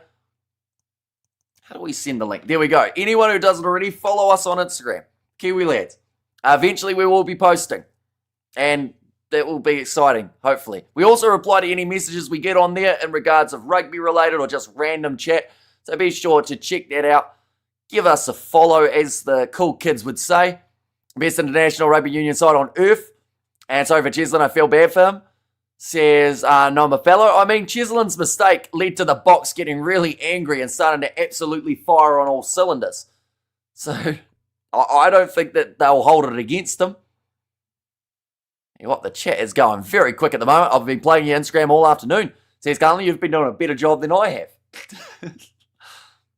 We have got there how many tries do the Boks have. At the moment, I believe they are up to 7 or 8, in fact, it might be, from this game already. How many tries do the Boks have? Do they have the bonus point? They certainly do. Currently, Argentina looking to attack there. Another knock on from the Pumas. Thanks, Hamish. Thoroughly enjoyed your commentary today. Long one, says Ruth. And well done, the Boks, says Molatello there. Like they're saying, just a bit of a deflated Argentina, which is understandable. They've conceded 60 points in this game. It's not exactly a day that they'll look back on with fond memories. But just the 3 minutes remaining of the best commentator in South Africa. So here's Nenzi there. And Rassi has got half smile on the face from what he has seen here. And can't claim best when you got hammered at home. Says Bad Dog. I mean, they have just hammered aside. And to be fair, who can claim the best then? Because South Africa, if you're saying they got hammered at home, New Zealand got hammered at home even worse, so they can't be number one. Ireland, have they lost a game at home, or France? I guess you have to go to one of those two with your logic, right?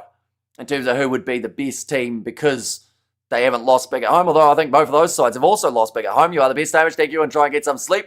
But now another run, going back for the original advantage. Commentary has been exemplary.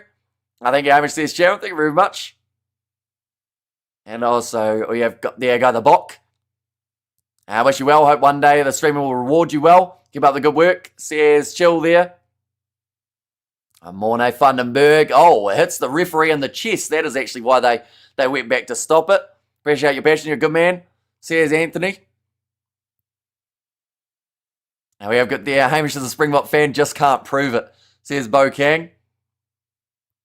Now, again, they will kick this one towards the touchline. Sasha currently still sitting on the 35 points. So tying with Percy Montgomery for the best individual score up against any side for the Springboks. Still one last chance. And credit to Los Pumas, scoring 30 points isn't a bad job. And yeah, I think that, they've had their decent moments throughout this one. But they just haven't quite finished it off. You have earned the right to drop the tie. I'm glad you said that because it's feeling pretty tight at the moment. It looks loose just because of the way that the collar is. But yeah, we will be taking it off in the near future. Probably right at the full-time siren now. Ethan Hooker getting a little bit closer to the try line. Morne Vandenberg going back across Nokia to Peter Steph. He will score it between the posts, which also gives Sasha the chance of going for a kick to have the most points by an individual in a game ever for the Springboks. But 79 minutes in, this has been nothing more. Well, actually, it's been a lot more than just a statement. Okay, Morne Vandenberg just been asked by Angus Gunner, are you all right? He said, oh, sorry, I just got something in my eye. This VAR between all the commentators. I have heard you. You're the best. Keep up the great work, says Yako. And yeah, we are going to be back. Anyone who is still awake, couple hours time, we are covering Samoa versus Chile in the Rugby World Cup match. Oh, the qualifying match, that is. I really appreciate how you made an effort to correctly pronounce the hard South African names. Says Cassandra there. And yeah, we have had a little bit of practice. Some still don't quite roll off the tongue the way that I want them to. That's going over though. And that is going to be full-time 67-30. Unless something drastic happens at Twickenham, the South Africans should just about get themselves that Rugby Championship title. And they have done it in emphatic fashion here. Sasha Feinberg and Ngumezulu, the most points ever by an individual playing for South Africa. The rebel jumping in front of the conversion attempt. Says, well, we saw one of the Argentinians try and charge it down. And you also, Hamish says, imagination freaks. And it is 65, says Morne. It now becomes 67. And that is a huge score. I want to say the highest score that we have seen in a rugby championship game for quite some time. We had 97 points combined here between the two teams. 97. Just let that sink in for a little second. 97 points. A try is worth 7. So theoretically, I don't even know how many the South Africans ended up with in the end. I think it was probably about 9 tries, if not more. And then Argentina, they also scored themselves 3. Now we have got the Argentina have changed their name to South America. And have a good morning, Sir Hamish, says Darren there. And this was a slaughter. Well done, boys, says Marius. Yeah, it's been quite the matchup. I'm going to actually take the tie off. I'm choking myself here. How's the voice after this game? It's doing all right. It could be worse, I would say. But no, it's still surviving, and we've still got another live stream just around the corner. Samoa, they are going to be taking on Chile for that Rugby World Cup qualifying match. I love the box there, Santa there. But yeah, it's going to be very intriguing. See what happens in that match. And also, what's going to happen next week, Hamish, will you marry my daughter? I don't know how old your daughter is, Hoot Bay. So that seems like a trap, or at least it could be. Well done, the box. There's Sifo there. South Africa scored 8 tries. Says Sharon. So yeah, 11 tries in total throughout this matchup between the two teams. Show the boys your pants. Says Dalmain if that game is rest now. Although we are straight back into the next live stream after this one. Hamish, you like that score? It's a very impressive one. 97 points. There weren't really... The thing is, 20 minutes of this game, we didn't see any points. Or at least we didn't see any tries. And then just every time, one after the other. First half was painful to watch, but they pulled through. And also, thanks, Mr. Kiwi. Enjoyed your commentary, says Johnny there. And good day, Pumas. We just have to teach you Afrikaans. Then you're a true bok. And also, thank you, Hamish, says Heather there. And well done, the box. South Africa is happy. Take it off, baby, says George. And also, are you a fan of the box? I am a big fan of what they've been able to do in this game, that is for sure. And, you know, I picked them to win the Rugby Championship from the get-go, and I do feel like that is a decent shout with how we sit currently. So, yeah, we'll have to wait to see what the next step is and whether or not that is lifting the trophy or whether there is going to be some sort of little roadblock. I mean, at the end of the day, the Rugby Championship has been that way, how sides seem to be able to fire back. Yes, let the points sink in. Those folks who want a better score, says Alice. And also, we got there, well, I'm hot, says George. And also, we have got there, no bomb squad box, really impressive right now. But Sasha, 187 meters carried. That's just not a normal number to have for an individual player. He's got a big smile on his face. Fair enough. He got himself 37 points in the match. And we have got there, so South Africa has practically secured the Rugby Championship pretty much, unless they lose their next game. That is the only way that South Africa don't go through and win the Rugby Championship. So it all comes down to that Twickenham contest. All they need is a little win, or just a win in general. Their points differential, it will carry them over. So Rasi has some big decisions. Who does he select here? 23-man victory. You're doing the commentary for next week's game too? We absolutely are going to be covering both of those games on the channel. We also do URC commentary on the channel too. So if you did enjoy, of course, be sure to hit that subscribe button. We are currently only sitting about 20 short of that 73,000. If you do want to help us get there, be sure to hit that subscribe button. But nonetheless, I think we've got a post-match review to film. I have no idea what to say about this game. What can you say when you see 97 points scored? I feel like there's plenty to talk about for this matchup, though, of course. And it feels like the controversy of the first half is so far behind us now. You know, there were talks about whether or not the ref was making good decisions, and now the end score didn't even matter. 37 points advantage for South Africa in this game. If Sasha wasn't playing, this game would have been a draw. How about that one? 30 points to 30, but he got the extra 37 that got them into a position of getting a big win. Also, that was a joke. Please do not actually think I believe that the score would have been a 30-all draw had Sasha not been playing in this game. Piatti is ref for Twickenham, not good. Says Viv B, appreciate your commentary. It felt like 3 different games. It's felt like about 5 hours worth of rugby, I'll be honest, but it's been an enjoyable 5 hours. And a monster performance from Sasha Feinberg, Arge Kanan, Peter Steftatoi. Same squad next week, please, says McNulty, and thank you, Hamish, get some rest. So we have got about an hour and a half. Then we got the next one taking place, Samoa versus Chile. Also during that game, I will be giving updates on the Lions match up against Cardiff, as they are also going to be playing just around the corner too. But nonetheless, I do thank you all very much for tuning in. If you did enjoy, of course, be sure to leave a like and subscribe to the channel. And I will see you all for the next one.